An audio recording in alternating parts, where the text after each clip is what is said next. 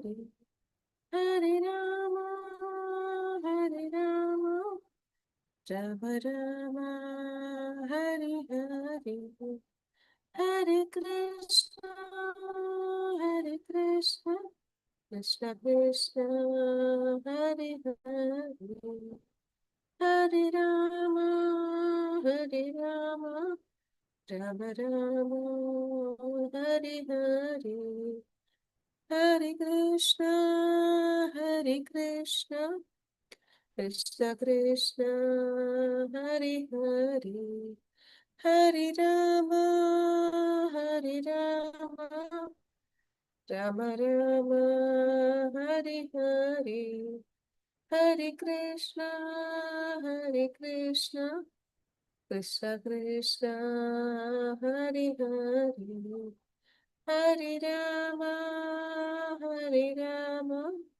Rama Rama, Hare Hare. ओमज्ञानतिमिरान्धस्य ज्ञानाञ्जनशलाकया चक्षुरुन्मिलितं येन तस्मै श्रीगुरुवे नमः। श्रीचैतन्यमनोभीष्टं स्थापितं येन भूतले स्वयं रूपः कदा मह्यं ददाति स्वपदान्तिकं वन्देऽहं श्रीगुरुश्रीयुतपदकमलं श्रीगुरो वैष्णवांश्च श्रीरूपं साग्रजातं सहगणरघुनाथान्वितं तं सजीवं साद्वैतं सावधूतं परिजनसहितं कृष्णचैतन्यदेवं श्रीराधाकृष्णपादान् सहगण ललिता श्रीविशाखान्वितांश हे कृष्णा करुणा सिन्धु दीनबन्धु जगत्पते गोपीश गोपिका कान्त राधा कान्त नमोस्तुते तप्त काञ्चन गौराङ्गी राधे वृन्दावनेश्वरी वृषभानुसुते देवी प्रणमामि हरिप्रिये वाञ्छाकल्पतरुभ्यश्च कृपा सिन्धुभ्यैव च पतितनां पावनेभ्यो वैष्णवेभ्यो नमो नमः। नमो विष्णुपादाय कृष्णप्रेष्ठाय भूतले श्रीमती भक्तिवेदांत स्वामी नितिनामिने नमस्ते सरस्वती देवी गौरवाणी प्रचारिणे निर्विशेष शून्यवादी पाश्चात्य देशतारिणी जीव श्री कृष्ण चैतन्य प्रभु नित्यानंद श्री द्वैत गदाधर श्रीवासादि गौर भक्त वृंद हरे कृष्ण कृष्ण कृष्ण हरे हरे हरे राम राम राम हरे हरे ಹರೇ ಕೃಷ್ಣ. ಎಲ್ಲರಿಗೂ ಶ್ರೀ ಶ್ರೀ ರಾಧಾ ಗೋವಿಂದ ಮಂಗಳೂರು ಇಸ್ಕಾನ್ನಿಂದ ನಾಮನಿಷ್ಠ ಪ್ರಭುಗಳು ಆಯೋಜಿಸಿರುವ 3ನೇ ಹಂತದ ಈಶೋಪನಿಷತ್ ತರಗತಿಗೆ ಸ್ವಾಗತ. ಹರೇ ಕೃಷ್ಣ. ಹರೇ ಕೃಷ್ಣ ಮಾತಾಜಿ. ಹರೇ ಕೃಷ್ಣ ಮಾತಾಜಿ.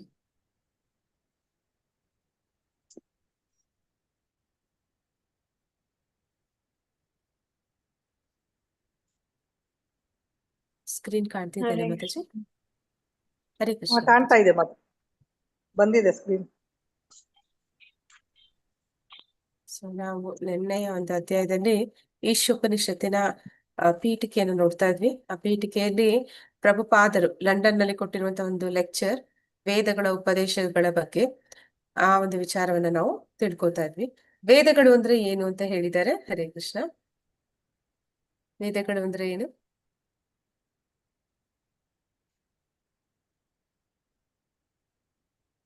ಜ್ಞಾನ ಮಾತಾಜಿ. ಅಂದ್ರೆ ಜ್ಞಾನ. ವೇದಗಳು ಅಂದ್ರೆ ಜ್ಞಾನ. ಅದನ್ನ ಯಾರಾದ್ರೂ ಸಾಧಾರಣ ಮನುಷ್ಯರು ನೀಡೋದಕ್ಕೆ ಸಾಧ್ಯ ಇದೆಯಾ ಅಂತಹ ಜ್ಞಾನವನ್ನ? ಇಲ್ಲ ಮಾತಾಜಿ.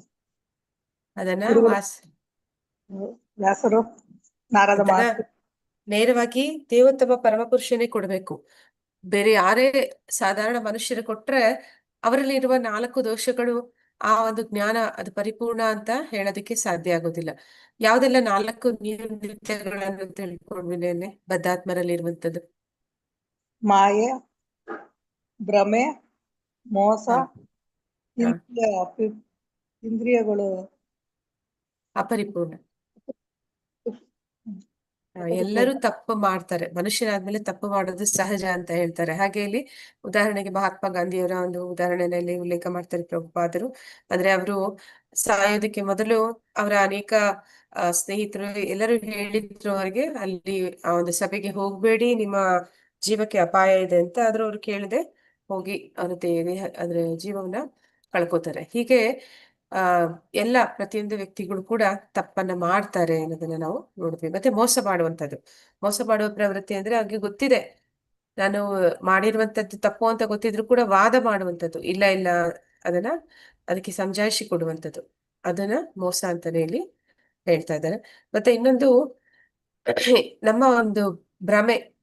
ನಾವ್ ಯಾವಾಗ್ಲೂ ಕೂಡ ದೇಹ ಭಾವನೆಯಲ್ಲಿ ಇರ್ತೀವಿ. ದೇಹ ಭಾವನೆಯಲ್ಲಿ ಇದ್ದಾಗ ಏನ್ ಮಾಡ್ತೀವಿ, ನಾವು ನಮ್ಮನ್ನ ನಾವು ತಪ್ಪಾಗಿ ಗುರುತಿಸ್ಕೋತೀವಿ.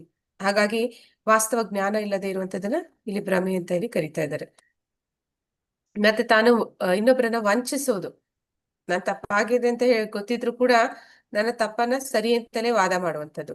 ಮತ್ತೆ ಅಂತಹ ಆ ಜನ ಇಲ್ಲಿ ಹೇಳ್ತಾ ಇದ್ದಾರೆ, ಯಾರು ಅವರ ಆ ದೇಹದ ಇಂದ್ರಿಯಗಳು ಅಪರಿಪೂರ್ಣವಾಗಿರುವಂತದನ್ನ ಹೊಂದಿದ್ದಾರೆ ಅನ್ನೋದನ್ನ ಕೂಡ ನೋಡಿದ್ವಿ. ಅಂದ್ರೆ ನಮ್ಮ ಕಣ್ಣು, ಅದಕ್ಕಿರುವ ಸಾಮರ್ಥ್ಯ ಎಷ್ಟು ಅಂತ.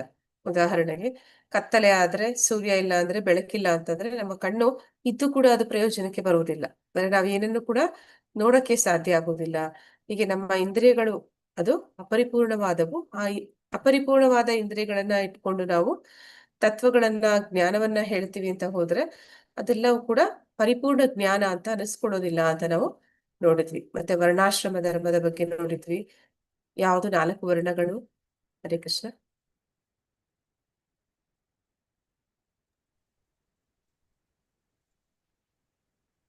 ಯಾವುದು 4 ವರ್ಣಗಳು? ಬ್ರಾಹ್ಮಣ, ಕ್ಷತ್ರಿಯ, ವೈಶ್ಯ, ಬ್ರಾಹ್ಮಣ. ಬ್ರಾಹ್ಮಣ. ಬ್ರಹ್ಮನ್ ಜಾನಾತಿ ಬ್ರಾಹ್ಮಣ ಅಂತ ಹೇಳ್ತಾರೆ. ಬ್ರಹ್ಮಜ್ಞಾನವನ್ನ ತಿಳಿದವನು ಬ್ರಾಹ್ಮಣ. ಅವನು ಸಮಾಜಕ್ಕೆ ಆಧ್ಯಾತ್ಮಿಕ ಜ್ಞಾನದ ಉಪದೇಶವನ್ನ ಮಾಡ್ತಾನೆ. ಮತ್ತೆ ಕ್ಷತ್ರಿಯ ಏನ್ ಮಾಡ್ತಾನೆ? ದೇಶದ ರಕ್ಷಣೆ, ರಕ್ಷಣೆ ಕೊಡ್ತಾನೆ. ಎಲ್ಲರಿಗೂ, ಎಲ್ಲಾ ಪ್ರಜೆಗಳಿಗೆ ರಕ್ಷಣೆ ಕೊಡ್ತಾನೆ. ಮತ್ತೆ ವೈಶ್ಯ ವ್ಯಾಪಾರ, ವ್ಯಾಪಾರ ಮಾಡ್ತಾರೆ. ಅವನು ಎಲ್ಲಾ ಪ್ರಜೆಗಳ ಪೋಷಣೆ ಮಾಡ್ತಾನೆ. ಕೃಷಿ ಮತ್ತೆ ವ್ಯಾಪಾರ. ಅವರಿಗೆ ಬೇಕಾಗಿರುವಂತಹ ಅಗತ್ಯವಾದ ವಸ್ತುಗಳನ್ನ ಅವನು ಬೆಳಿತಾನೆ, ಮತ್ತೆ ಅದನ್ನ ಬೇರೆಯವ್ರ ಜೊತೆ ಹಂಚ್ಕೋತಾನೆ, ವ್ಯಾಪಾರ ಮಾಡ್ತಾನೆ. ಶೂದ್ರ ಎಲ್ರ ಕೆಲಸ ಮೇಲ್ವರ್ಗದ ಸೇವೆ ಮಾಡ್ತಾರೆ. ಸೇವೆ ಮಾಡ್ತಾರೆ. ಅದಕ್ಕೆ ಅವರು ಸಂಬಳವನ್ನು ಕೂಡ ಪಡ್ಕೋತಾರೆ. ಆದ್ರೆ ಕಲಿಯುಗದಲ್ಲಿ ಎಲ್ಲಾ ಶೂದ್ರರೇ ಹೆಚ್ಚಿರೋದ್ರಿಂದ ಕಲಿಯುಗವನ್ನ ಕಲು ಶೂದ್ರ ಸಂಭವ ಅಂತ ಹೇಳ್ತಾರೆ. ಮತ್ತೆ ಇಲ್ಲಿ ನಾವು ನೋಡಿದ್ವಿ, ವೇದಗಳಲ್ಲಿ ಏನ್ ಕೊಟ್ಟಿದ್ದಾರೆ ಆ ಮಾತು ಅದಕ್ಕೆ ಇನ್ನೊಂದು ಚಕಾರ ಎತ್ತುವಂತಿಲ್ಲ ಅಂತ. ಉದಾಹರಣೆಗೆ ಒಂದು ಸಗಣಿಯ ಒಂದು ಉದಾಹರಣೆನ ಅಲ್ಲಿ ಕೊಟ್ಟಿದ್ದಾರೆ ಪ್ರಭುಪಾದರು. ಸಗಣಿ ಅನ್ನುವಂಥದ್ದು ಪೂತಿನಾಶಕ. ಹಿಂದಿನ ಕಾಲದಿಂದಲೂ ಕೂಡ ಅನೇಕ ಅಂದ್ರೆ ಅನೇಕ ಯುಗಗಳಿಂದಲೂ ಕೂಡ ಅದನ್ನ ಬಳಸ್ತಿದ್ರು. ಅಂದ್ರೆ ಯಾವ್ದಾದ್ರು ಒಂದು ಪ್ರದೇಶ, ಮಲ ಅನ್ನುವಂಥದ್ದು ಅದು ಏನಂತ ಹೇಳ್ತಾರೆ, ನಾವು ಮುಟ್ಟುವಂತ ವಸ್ತು ಅಲ್ಲ. ಆದ್ರೆ ಅದು ಹಸುವಿನಿಂದ ಬಂದಂತ ಮಲ, ಅದು ಪವಿತ್ರವಾದದ್ದು ಅಂತ ಹೇಳಿ, ನಾವು ಯಾವ್ದಾದ್ರು ಒಂದು ಅಪವಿತ್ರವಾದ ಪ್ರದೇಶವನ್ನ ಪವಿತ್ರ ಮಾಡ್ಬೇಕು ಅಂದ್ರೆ ಅದನ್ನ ಅಲ್ಲಿ ಬಳಿತಾರೆ, ಅಲ್ಲಿ ಅದರ ಪ್ರಯೋಗ ಮಾಡ್ತಾರೆ. ಅದನ್ನ ಈ ಒಂದು ವಿಜ್ಞಾನಿಗಳು ಕೂಡ ಪ್ರಯೋಗ ಮಾಡಿ ಹೇಳಿದ್ದಾರೆ, ಅದು ಪೂತಿನಾಶಕದ ಹಾಗೆ ಕೆಲಸ ಮಾಡುತ್ತೆ ಅನ್ನೋದನ್ನ. ಹಾಗಾಗಿ ವೇದಗಳಲ್ಲಿ ಏನನ್ನ ಕೊಟ್ಟಿದ್ದಾರೆ ಅದು ಈಗಾಗಲೇ ಅದರ ಬಗ್ಗೆ ವಿಶ್ಲೇಷಣೆ ಮಾಡಿದ್ದಾರೆ, ಪ್ರಯೋಗ ಮಾಡಿದ್ದಾರೆ, ತಿಳಿದಿದ್ದಾರೆ. ಅಂತಿಮ ಒಂದು ನಿರ್ಣಯವನ್ನ ನಮ್ಗೆ ವೇದಗಳಲ್ಲಿ ನೀಡ್ತಾ ಇದ್ದಾರೆ. ಹಾಗಾಗಿ ಅಲ್ಲಿ ನಾವು ಅದನ್ನ ಸುಮ್ಮನೆ ಒಪ್ಕೋಬೇಕು ಅಷ್ಟೇ. ಹಾಗೆ ಒಪ್ಕೋದಿರ ನಾವು ಅದನ್ನ ಪ್ರಯೋಗ ಈಗ ಮಾಡ್ತೀವಿ ಅಂತಂದ್ರೆ ಬರೀ ಸಮಯ ವ್ಯರ್ಥ ಆಗುತ್ತೆ ಅಷ್ಟೇ ಅಂತ ಅಲ್ಲಿ ಹೇಳಿದ್ದಾರೆ. ಇಲ್ಲಿ ನಾವು ನೋಡ್ತಾ ಇದ್ವಿ ಶ್ರುತಿ ಅಂದ್ರೆ ಏನು ಅಂತ. ಶ್ರುತಿ ಅಂದ್ರೆ ಕೇಳುವಂಥದ್ದು, ಶ್ರವಣ ಮಾಡುವಂಥದ್ದು. ಅಂದ್ರೆ ಸರಿಯಾದ ಒಂದು ಮೂಲದ ಮೂಲಕ ಈ ವೇದ ಜ್ಞಾನವನ್ನ ನಾವು ಕೇಳಬೇಕು ಅಂತ. ಕೇಳೋದಕ್ಕೆ ಒಂದು ಉದಾಹರಣೆಗೆ ಇಲ್ಲಿ ಹೇಳ್ತಾ ಇದ್ದಾರೆ, ತಂದೆಯ ಒಂದು ಐಡೆಂಟಿಫಿಕೇಶನ್ ಯಾರು ಕೊಡ್ತಾರೆ ನಮ್ಗೆ ಅಂತ ಹೇಳಿದ್ದಾರೆ. ಸರಿಯಾಗಿ ತಂದೆ ಯಾರು ಅನ್ನುವಂಥದ್ದನ್ನ ತಾಯಿ ಕೊಡ್ತಾರೆ. ತಾಯಿ ತಿಳಿಸ್ತಾರೆ. ಹಾಗೆ ದೇವೋತ್ತಮ ಪರಮಪುರುಷ ಎಲ್ಲರ ತಂದೆ, ಅವನ ಒಂದು ಜ್ಞಾನವನ್ನ ಯಾರು ಕೊಡ್ತಾರೆ, ಯಾರು ತಿಳಿಸ್ತಾರೆ ನಮ್ಗೆ ತಾಯಿಯ ಸ್ಥಾನದಲ್ಲಿ? ಬ್ರಹ್ಮ ಅಲ್ಲ, ವೇದಗಳು ತಿಳಿಸುತ್ತೆ. ವೇದಗಳು ನಮ್ಗೆ ತಿಳಿಸೋದ್ರಿಂದ ವೇದಗಳನ್ನ ತಾಯಿ ಅಂತ ಹೇಳ್ತೀವಿ. ಮತ್ತೆ ಬ್ರಹ್ಮ ಮೊದಲ ಒಂದು ಜೀವಿ. ಅವನು ಏನ್ ಮಾಡಿದ ಅಂದ್ರೆ ಅವನು ಎಲ್ಲ ಜೀವಗಳ ಸೃಷ್ಟಿ ಆಗೋದಕ್ಕೆ ಮೊದಲು ಇದ್ದವನು ಬ್ರಹ್ಮ. ಅದರಿಂದ ಅವನನ್ನ ಪ್ರಪ್ರತಾಮಿಹ ಪಿತಾಮಹ ಅಂತ ಕರಿತೀವಿ. ಪಿತಾಮಹ ಅಂತ ಕರಿತೀವಿ, ಎಲ್ಲರಿಗಿಂತ ಮೊದಲಿದ್ದವನು. ಸೊ ಅವನು ಕೃಷ್ಣನಿಂದ ತಿಳಿತಾನೆ. ಅವನ ಮೂಲಕ ಅವನ ಮಕ್ಕಳು, ಅವನ ಶಿಷ್ಯಂದಿರು ತಿಳಿತಾರೆ, ನಾರದರು, ಇನ್ನಿತರ ಶಿಷ್ಯಂದಿರು ತಿಳಿತಾರೆ. ಹೀಗೆ ಈ ಜ್ಞಾನ ಅನ್ನುವಂಥದ್ದು, ವೇದಗಳ ಜ್ಞಾನ ಅನ್ನುವಂಥದ್ದು ಗುರು ಶಿಷ್ಯ ಪರಂಪರೆಯಲ್ಲಿ ಅದು ಸಾಗಿ ಹೋಗುತ್ತೆ ಅನ್ನೋದನ್ನ ನೋಡಿದ್ವಿ. ಹೀಗೆ ಈ ಪ್ರಮಾಣ ಸಾಕ್ಷಿ ಅದು 3 ರೀತಿ ಹೇಳ್ತಾರೆ. ಒಂದು ಪ್ರತ್ಯಕ್ಷ, ಒಂದು ಅನುಮಾನ, ಇನ್ನೊಂದು ಶಬ್ದ ಪ್ರಮಾಣ ಅಂತ. ಪ್ರತ್ಯಕ್ಷ ಅಂದ್ರೆ ಕಣ್ಣಾರೆ ಕಾಣುವಂಥದ್ದು. ನಾವು ಕಣ್ಣಾರೆ ಕಾಣುವಂಥದ್ದೆಲ್ಲ ಸರಿಯಾಗಿಯೇ ಇರುತ್ತಾ? ಹರೇ ಕೃಷ್ಣ. ಪ್ರತ್ಯಕ್ಷವಾಗಿ ಕಂಡರೂ ಪ್ರಮಾಣಿಸಿ ಇಲ್ಲ. ನೋಡು ಅಂತ ಹೇಳ್ತಾರೆ. ಹೌದು. ಅಂದ್ರೆ ಇಲ್ಲಿ ಸೂರ್ಯನ ಉದಾಹರಣೆ ಕೊಡ್ತಾರೆ. ನಾವು ಸಾಧಾರಣವಾಗಿ ಪ್ರತಿದಿನ ಸೂರ್ಯನನ್ನ ಕಾಣ್ತೀವಿ, ಆದ್ರೆ ಸೂರ್ಯ ನಾವು ಹೇಗೆ ನೋಡ್ತಾ ಇದ್ವಿ ಅವನು ವಾಸ್ತವದಲ್ಲಿ ಅದೇ ರೀತಿ ಇಲ್ಲ. ಅವನು ಅದಕ್ಕಿಂತಲೂ ಅವನ ಮಹತ್ವ, ಅವನ ಒಂದು ರೂಪ ಅದೆಲ್ಲವೂ ಕೂಡ ಅದಕ್ಕಿಂತ ಭಿನ್ನವಾಗಿದೆ. ಅದನ್ನ ನಾವು ಓದುವ ಮೂಲಕ ತಿಳ್ಕೊತೀವಿ ಹೊರತು, ಶಬ್ದ ಪ್ರಮಾಣದ ಮೂಲಕ ತಿಳಿತೀವಿ ಹೊರತು, ಪ್ರತ್ಯಕ್ಷವಾಗಿ ಅವರನ್ನ ಪ್ರತಿದಿನ ದರ್ಶನ ಮಾಡಿದ್ರು ಕೂಡ ಅವನ ಜ್ಞಾನ ನಮ್ಗೆ ಪರಿಪೂರ್ಣವಾಗಿ ಗೊತ್ತಿಲ್ಲ. ಮತ್ತೆ ಅನುಮಾನಕ್ಕೆ ನಾವು ನೋಡಿದ್ವಿ ಡಾರ್ವಿನ್ಸ್ ಥಿಯರಿನ, ಮಂಗನಿಂದ ಮಾನವ ಅಂತ ಹೇಳಿದ್ದ. ಅದೆಲ್ಲವೂ ಕೂಡ ಅವನ ಒಂದು ಊಹೆ ಅಂತ ಹೇಳ್ಬಹುದು, ಸೂಚನೆ ಅಂತ ಹೇಳ್ಬಹುದು. ಆದ್ರೆ ಅದು ವಾಸ್ತವ ಸತ್ಯ ಅಲ್ಲ. ಆದ್ರೆ ಶಬ್ದ ಪ್ರಮಾಣ ಅಂತಂದ್ರೆ ಅದು ಸರಿಯಾದ ಮೂಲದಿಂದ ನಾವು ಅದನ್ನ ಗುರು ಶಿಷ್ಯ ಪರಂಪರೆಯಲ್ಲಿ ಆ ಜ್ಞಾನವನ್ನ ಒಬ್ಬರಿಂದ ಒಬ್ಬರಿಗೆ ಹರಿದು ಬಂದಿರುವಂತದ್ದು ಅಂತ ಇಲ್ಲಿ ನೋಡ್ತಾ ಇದ್ವಿ. ಶ್ರುತಿ ಕೇಳುವಂಥದ್ದು. ಈಗ ಅದಕ್ಕೊಂದು ಉದಾಹರಣೆ ಏನ್ ಹೇಳ್ತಾರೆ ಪ್ರಭುಪಾದರು, ನಾವು ಈ ಒಂದು ಭೌತಿಕ ಜಗತ್ತಿನಲ್ಲಿ ಇದೀವಿ. ಭೌತಿಕ ಜಗತ್ತಿನಲ್ಲಿ ಇದ್ಕೊಂಡು ಆಧ್ಯಾತ್ಮಿಕ ಜಗತ್ತಿನ ವಿಚಾರ ನಮ್ಗೆ ತಿಳಿಯೋದಕ್ಕೆ ಸಾಧ್ಯ ಇದೆಯಾ? ಹರೇ ಕೃಷ್ಣ. ವೈಕುಂಠ ಲೋಕಗಳು, ಗೋಲೋಕ ವೃಂದಾವನ, ಇದೆಲ್ಲ ನಮ್ಗೆ ಭೌತಿಕ ಜಗತ್ತಿನಲ್ಲಿ ಇದ್ಕೊಂಡು, ಈಗ ಭೌತಿಕ ಜ್ಞಾನ ಪಡೆದಂತವ್ರು ಶಾಲಾ ಕಾಲೇಜಿನಲ್ಲಿ ಅವ್ರಿಗೆ ಈ ವಿಚಾರ ಗೊತ್ತಿದ್ಯಾ? ಇಲ್ಲ ಮಾತಾಜಿ, ಗೊತ್ತಾಗಲ್ಲ. ಗೊತ್ತಿಲ್ಲ. ಯಾಕೆ ಅದ್ರ ಯಾಕೆ ಬಗ್ಗೆ ತಿಳಿಸಲ್ಲ.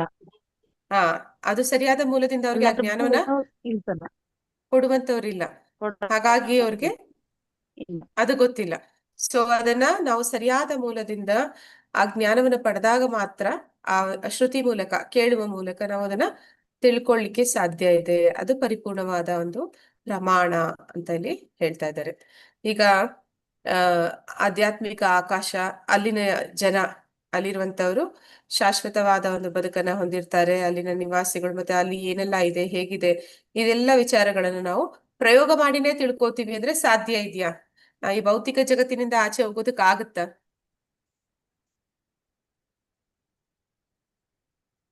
ಯಾರಾದ್ರೂ ದಾಟಿದವರಿದ್ದಾರ ಈ ಭೌತಿಕ ಜಗತ್ತನ್ನ?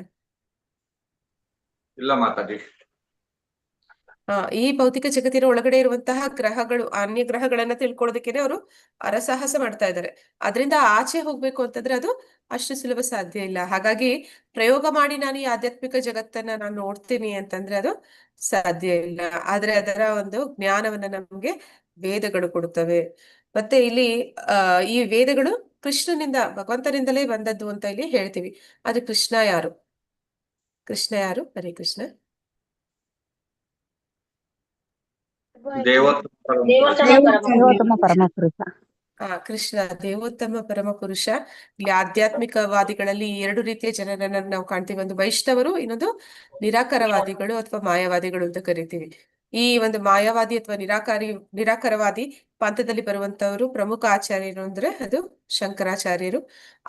ಅವರ ಒಂದು ರಚನೆಯಲ್ಲಿ ಗೀತಾ ಗೋವಿಂದ ಅಂತ ಅವ್ರು ಬರ್ದಿದ್ದಾರೆ. ಅಂದ್ರೆ ಗೋವಿಂದಂ ಗೋವಿಂದ ಗಜ ಮೂಢಮತೆ ಅಂತ ಹೇಳ್ತಾರೆ. ಅಂದ್ರೆ ಅಲ್ಲಿ ಅವ್ರು ಏನಂತ ಹೇಳ್ತಾ ಇದ್ದಾರೆ ಅಂದ್ರೆ, ಕೃಷ್ಣ ದೇವೋತ್ತಮ ಪರಮ ಪುರುಷ, ಅವನು ದೇವಕಿ ಮತ್ತೆ ವಸುದೇವರ ಮಗನಾಗಿ ಬಂದಿದ್ದಾನೆ ಅಂತಲ್ಲಿ ಹೇಳ್ತಾರೆ. ಅಂದ್ರೆ ಅವರು ಕೂಡ ಅಲ್ಲಿ ಒಪ್ಪಿದ್ದಾರೆ ಕೃಷ್ಣ ದೇವೋತ್ತಮ ಪರಮ ಪುರುಷ ಅಂತ. ಮತ್ತೆ ವೈಷ್ಣವರ ಮಾತೆ ಹೇಳ್ಬೇಕಾಗಿಲ್ಲ. ರಾಮಾನುಜಾಚಾರ್ಯರು, ಮಧ್ವಾಚಾರ್ಯರು, ವಿಷ್ಣು ಸ್ವಾಮಿ, ಇವರೆಲ್ಲರೂ ಕೂಡ ವಿಷ್ಣುವಿನ ಭಕ್ತರೇ ಆಗಿದ್ದಾರೆ. ಹಾಗಾಗಿ ಎಲ್ಲರೂ ಕೂಡ ದೇವೋತ್ತಮ ಪರಮ ಪುರುಷ ಅಂದ್ರೆ ಅದು ನಾರಾಯಣನೇ ಕೃಷ್ಣನಾಗಿ ಬಂದಿರುವಂತದ್ದು ಅನ್ನೋದನ್ನ ಒಪ್ಪಿದ್ದಾರೆ. ಹಾಗಾಗಿ ಆ ಒಂದು ಜ್ಞಾನವನ್ನ ಕೃಷ್ಣ ನೀಡ್ತಾ ಇದ್ದಾನೆ ಅಂತಂದ್ರೆ ಅದು ಪರಿಪೂರ್ಣವಾದ ಜ್ಞಾನ ಅನ್ನೋದನ್ನಲ್ಲಿ ಎಲ್ಲರೂ ಒಪ್ಪಿದ್ದಾರೆ. ಮತ್ತೆ 2 ರೀತಿಯ ಜ್ಞಾನದ ಬಗ್ಗೆ ನಾವು ನೆನ್ನೆ ತಿಳಿತಾ ಇದ್ವಿ. ಒಂದು ಆರೋಹಣ ಪಂಥ, ಇನ್ನೊಂದು ಅವರೋಹಣ ಪಂಥ ಅಂತ ಕರೀತಾರೆ. ಅನುಗಮನ, ನಿಗಮನ ಅಥವಾ ಇಂಡಕ್ಟಿವ್, ಡಿಡಕ್ಟಿವ್ ಅಂತ. ಇದರಲ್ಲಿ ಆರೋಹಣ ಪಂಥ ಅಂತಂದ್ರೆ ಯಾವ ರೀತಿ ಇರುತ್ತೆ ಅಂದ್ರೆ, ಈ ವಿಜ್ಞಾನಿಗಳು ಮಾಡುವ ಸಂಶೋಧನೆಗಳು. ಒಬ್ಬ ವಿಜ್ಞಾನಿ ಸಂಶೋಧನೆ ಏನನ್ನ ಮಾಡಿದ್ದಾನೆ ಅದನ್ನ ತಪ್ಪು ಅಂತ ಹೇಳಿ ಇನ್ನೊಬ್ಬ ವಿಜ್ಞಾನಿ, ಹೊಸ ವಿಜ್ಞಾನಿ ತನ್ನದೇ ಆದ ಒಂದು ತತ್ವವನ್ನ ತರುವಂಥದ್ದು. ಹಿಂದಿನ ವಿಜ್ಞಾನಿಗಳನ್ನ ತಪ್ಪು ಅಂತ ನಿರೂಪಿಸಿ ತಮ್ಮದೇ ಆದ ಒಂದು ಹೊಸ ತತ್ವವನ್ನ ತಿಳಿಸುವಂಥದ್ದು, ಸಿದ್ಧಾಂತವನ್ನ ತರುವಂಥದ್ದು. ಅದನ್ನ ಆರೋಹಣ ಪಂಥ ಅಂತ ಕರೀತಾರೆ. ಅವರೋಹಣ ಪಂಥ ಅಂದ್ರೆ ಏನು ಅಂದ್ರೆ, ಸರಿಯಾದ ಮೂಲದಿಂದ ಆ ಜ್ಞಾನ ಮುಂದಿನ ಒಂದು ಪೀಳಿಗೆಗಳಿಗೆ ಹರಿದು ಬರುವಂಥದ್ದು. ಈಗ ಕೃಷ್ಣನಿಂದ ಬ್ರಹ್ಮನಿಗೆ, ಬ್ರಹ್ಮನಿಂದ ನಾರದರಿಗೆ, ನಾರದರಿಂದ ವ್ಯಾಸರಿಗೆ, ವ್ಯಾಸರಿಂದ ಹೀಗೆ ಮುಂದುವರಿತಾ ನಮ್ಮ ಒಂದು ಬ್ರಹ್ಮ ಮಧ್ವ ಗೌಡಿಯ ಪರಂಪರೆ ಅನ್ನುವಂಥದ್ದು ಅದು ಸಾಗಿ ಬರ್ತಾ ಇದೆ. ಇಲ್ಲಿ ಯಾವುದೇ ಪೂರ್ವಾಚಾರ್ಯರು ಹೇಳಿದ ವಿಷಯವನ್ನ ಮುಂದಿನ ಒಂದು ಶಿಷ್ಯರು ಯಾರಿದ್ದಾರೆ ಅವರು ಅದನ್ನ ತಪ್ಪು ಅಂತ ನಿರೂಪಿಸುವಂತೆ ಇಲ್ಲ. ಯಥಾರೂಪ ಪ್ರಭುಪಾದರು ನಮ್ಗೆ ಅದನ್ನ ಹೇಗಿದೆಯೋ ಅದೇ ರೀತಿ ನಮ್ಗೆ ತಿಳಿಸುವಂಥದ್ದು. ಆ ಜ್ಞಾನ ಅದು ಪರಿಪೂರ್ಣ, ಅದನ್ನ ತಪ್ಪು ಅಂತ ನಿರೂಪಿಸೋದಕ್ಕೆ ಸಾಧ್ಯನೂ ಇಲ್ಲ.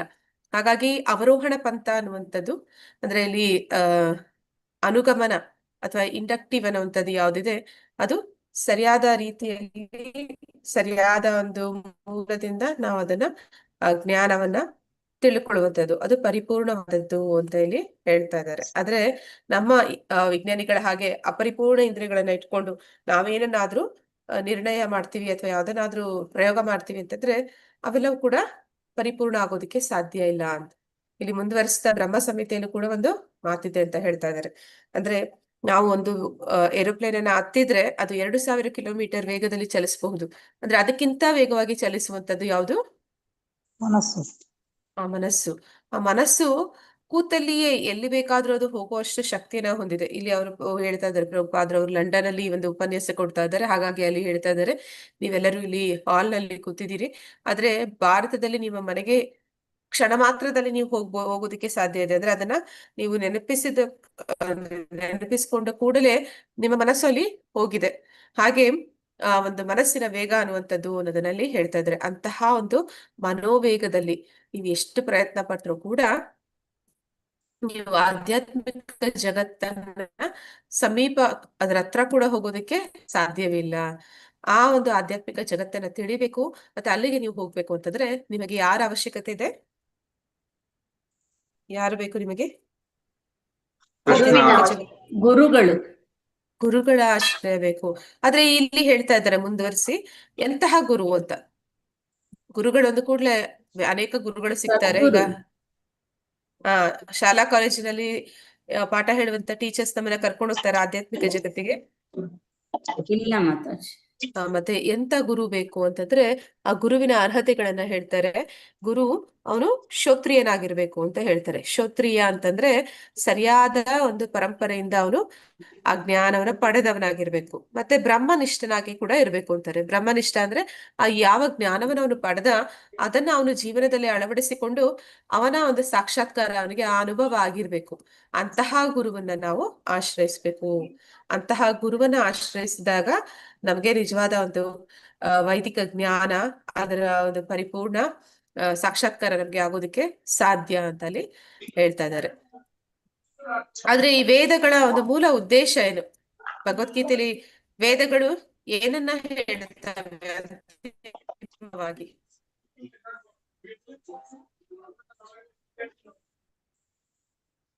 ವೇದಗಳ ಮೂಲಕ ನಾವು ಏನನ್ನ ತಿಳಿಬೇಕು?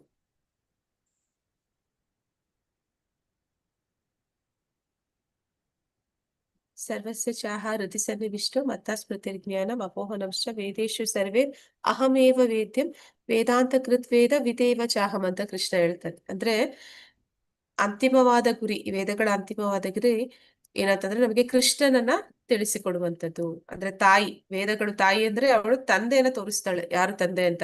ಎಲ್ಲರ ತಂದೆ ಕೃಷ್ಣ ಅನ್ನೋದನ್ನ ಆ ಒಂದು ತಿಳಿಸಿಕೊಡುವಂಥದ್ದು ನಮಗೆ ವೇದಗಳ ಮೂಲಕ. ಹಾಗಾಗಿ ಇಲ್ಲಿ ನಾವು ಕೃಷ್ಣನನ್ನ ತಿಳಿತೀವಿ. ಆದರೆ ಇಲ್ಲಿ ಬ್ರಹ್ಮ ಸಂಹಿತೆಯಲ್ಲೂ ಕೂಡ ಹೇಳ್ತಾ ಇದ್ದಾರೆ, ಕೃಷ್ಣನಿಗೆ ಗೋವಿಂದನಿಗೆ ಅನೇಕ ರೂಪಗಳಿವೆ. ಕೃಷ್ಣ ಅಂತಂದ್ರೆ ಅವನಿಗೆ ಅನೇಕ ರೂಪಗಳಿವೆ. ಅಂದ್ರೆ ನಾವು ವಿಷ್ಣುವಿನ ರೂಪಗಳು ನೋಡ್ತೀವಿ, ದಶಾವತಾರಗಳನ್ನ ನೋಡ್ತೀವಿ, ಅವನ ವಿಸ್ತರಣೆಗಳನ್ನ ನೋಡ್ತೀವಿ, ಸ್ವಾಂಶ ವಿಸ್ತರಣೆಗಳು, ವಿಭಿನ್ನಾಂಶ ವಿಸ್ತರಣೆಗಳು, ಹೀಗೆ ಅವನ ರೂಪಗಳಿಗೆ ಒಂದು ಎಲ್ಲೆ ಅನ್ನುವಂಥದ್ದೇ ಇಲ್ಲ, ಲಿಮಿಟ್ ಅನ್ನೋದೇ ಇಲ್ಲ, ಅಷ್ಟೊಂದು ರೂಪಗಳನ್ನ ಅವನು ಹೊಂದಿದ್ದಾನೆ. ಮತ್ತೆ ನಮ್ಮ ರೂಪಕ್ಕೂ ಅವನ ರೂಪಕ್ಕೂ ತುಂಬಾ ಜಗಜಾಂತರ ವ್ಯತ್ಯಾಸ ಇದೆ. ಏನು ವ್ಯತ್ಯಾಸ ಯಾರಾದ್ರೂ ಹೇಳ್ತೀರಾ? ಭಗವಂತನ ರೂಪಕ್ಕೆ ಮತ್ತೆ ನಮ್ಮ ರೂಪಕ್ಕೆ. ಭಗವಂತನಿಗೆ ಆಯುಷು ಯಾವಾಗ್ಲೂ ಅಂದ್ರೆ ಮುಪ್ಪು ಆಗೋದಿಲ್ಲ, ನಮಗೆ ಮುಪ್ಪು ಆಗ್ತಾ ಇರ್ತದೆ. ಅಂದ್ರೆ ಭಗವಂತನ ರೂಪ ಅದು ಸಚ್ಚಿದಾನಂದ ವಿಗ್ರಹ ಅಂತ ಕರಿತೀವಿ. ಸಚ್ಚಿತ್ ಆನಂದ ಅಂದ್ರೆ ಪೂರ್ಣ ಶಾಶ್ವತ ಒಂದು ಶಾಶ್ವತತೆಯನ್ನ ಹೊಂದಿರುತ್ತೆ, ಮತ್ತೆ ಜ್ಞಾನವನ್ನ ಪಡೆದಿರುತ್ತೆ, ಮತ್ತೆ ಆನಂದದಲ್ಲಿ ಭಗವಂತ ಇರ್ತಾನೆ ಅಂತ. ಆದ್ರೆ ನಮ್ಮ ದೇಹ ಅನ್ನುವಂಥದ್ದು ಅದು ಪಂಚಭೂತಗಳಿಂದ ಆದಂತಹ ಒಂದು ದೇಹ. ಈ ದೇಹಕ್ಕೂ ನನ್ನ ಆತ್ಮಕ್ಕೂ ವ್ಯತ್ಯಾಸ ಇದೆ, ಆದ್ರೆ ಭಗವಂತನ ಆತ್ಮಕ್ಕೂ ದೇಹಕ್ಕೂ ಯಾವುದೇ ವ್ಯತ್ಯಾಸ ಇಲ್ಲ. ಹಾಗಾಗಿ ಅವನು ನವಯೌವನದಿಂದ ಕೂಡಿರ್ತಾನೆ. ಅವ್ನು ಯಾವಾಗ್ಲೂ ಕೂಡ 20 ವರ್ಷದ ಯುವಕನ ಹಾಗೆಯೇ ಇರ್ತಾನೆ. ಅದಕ್ಕೊಂದು ಉದಾಹರಣೆ ಕೂಡ ಮುಂದೆ ಹೇಳ್ತಾರೆ ಪ್ರಭುಪಾದರು. ಆದ್ರೆ ಈ ಯಥಾರೂಪ ಪುಸ್ತಕದ ಒಂದು ಆ ಏನಂತ ಹೇಳ್ತಾರೆ, ಮೊದಲ ಪುಟದಲ್ಲಿ ತೋರಿಸ್ತಾರೆ. ಅಲ್ಲಿ ಅರ್ಜುನನನ್ನ ಕೃಷ್ಣ ಸಾರಥಿಯಾಗಿ ಕರ್ಕೊಂಡು ಹೋಗ್ತಾ ಇರುವಂತದ್ದು. ಅದರಲ್ಲಿ ನಾವು ನೋಡ್ತೀವಿ, ಆ ಒಂದು ಯುದ್ಧ ನಡೆಯುವ ಸಂದರ್ಭದಲ್ಲಿ ಸರಿಸುಮಾರು ಕೃಷ್ಣನಿಗೆ 100 ವರ್ಷ ಆಗಿತ್ತು ಅಂತ ಹೇಳ್ತಾರೆ. ಆ ಸಮಯದಲ್ಲಿ ಅವನಿಗೆ ಅವನ ಮೊಮ್ಮಕ್ಕಳು ಮರಿಮಕ್ಕಳು ಇದ್ರು ಅಂತ. ಆದ್ರೂ ಕೂಡ ಅವನು ಬ್ರಹ್ಮನ ಹಾಗೆ ಬಿಳಿ ಗಡ್ಡ ಅಥವಾ ಬಿಳಿ ಕೂದಲು ಅವನಿಗೆ ಇರ್ಲಿಲ್ಲ ಅಂತ. ಹಾಗೆ ಅವನ ಸ್ವರೂಪ ಏನಿದೆ ಅದು ಸಚ್ಚಿದಾನಂದ ಸ್ವರೂಪ. ಅವನು ಯಾವಾಗ್ಲೂ ನವಯೌವನದಿಂದ ಕೂಡಿರ್ತಾನೆ. ಆದ್ರೆ ನಾವ್ ಆ ರೀತಿ ನವಯೌವನದಿಂದ ಸದಾಕಾಲ ಇರಕ್ಕಾಗತ್ತಾ? ಇರ್ತೀವ? ಇಲ್ಲ ಮಾತಾಜಿ. ನಮ್ಮ ದೇಹ ಅದು ಕ್ಷೀಣಿಸುತ್ತೆ. ಅದಕ್ಕೆ ಆದಿ ಅಂತ್ಯ ಅನ್ನುವಂಥದ್ದು ಇದೆ. ಆದ್ರೆ ಭಗವಂತನ ದೇಹಕ್ಕೆ ಆದಿ ಅಂತ್ಯ ಅನ್ನುವಂಥದ್ದು ಯಾವುದು ಇಲ್ಲ. ಈಗ ಭಗವಂತನ ಇನ್ನೊಂದು ವಿಚಾರವನ್ನ ಇಲ್ಲಿ ಹೇಳ್ತಾರೆ ಪ್ರಭುಪಾದರು. ಏನಂತ ಹೇಳ್ತಾರೆ ಅಂದ್ರೆ, ನಾವು ಇಲ್ಲಿ ಕೂತಿದ್ದೀವಿ, ಆದ್ರೆ ನಾವು ಅದೇ ಸಮಯದಲ್ಲಿ ಬೇರೆ ಇನ್ನೆಲ್ಲಾದ್ರೂ ಇರೋದಕ್ಕೆ ಆಗತ್ತಾ? ಇಲ್ಲ ಮಾತಾಜಿ. ಇಲ್ಲ. ಆದ್ರೆ ಭಗವಂತ ಹೇಗೆ ಅಂದ್ರೆ, ಅವನ ಮನೆ ಯಾವುದು? ಗೋಲೋಕ ವೃಂದಾವನ. ಅಲ್ಲೂ ಇದ್ದಾನೆ. ಅದೇ ಸಮಯದಲ್ಲಿ ಈಗ ಇಲ್ಲಿ ನಮ್ಮೆಲ್ಲರ ಜೊತೆಲೂ ಇದ್ದಾನೆ. ಅದು ಭಗವಂತನಿಂದ ಮಾತ್ರ ಸಾಧ್ಯ. ಅದು ನಾವು ಮಾಡೋದಕ್ಕೆ ಸಾಧ್ಯ ಇಲ್ಲ. ಏಕಕಾಲದಲ್ಲಿ ಭಗವಂತ ಎಲ್ಲಿ ಬೇಕಾದ್ರೂ ಅವನು ಇರಬಹುದು. ಆದ್ರೆ ಸರ್ವಂತರ್ಯಾಮಿ ಭಗವಂತ. ಆದ್ರೆ ನಾವು ಆ ರೀತಿ ಎಲ್ಲಾ ಕಡೆ ಎಲ್ಲಾ ಸಮಯದಲ್ಲೂ ಇರೋದಕ್ಕೆ ಸಾಧ್ಯ ಇಲ್ಲ ಅಂತ ಇಲ್ಲಿ ಹೇಳ್ತಾ ಇದ್ದಾರೆ.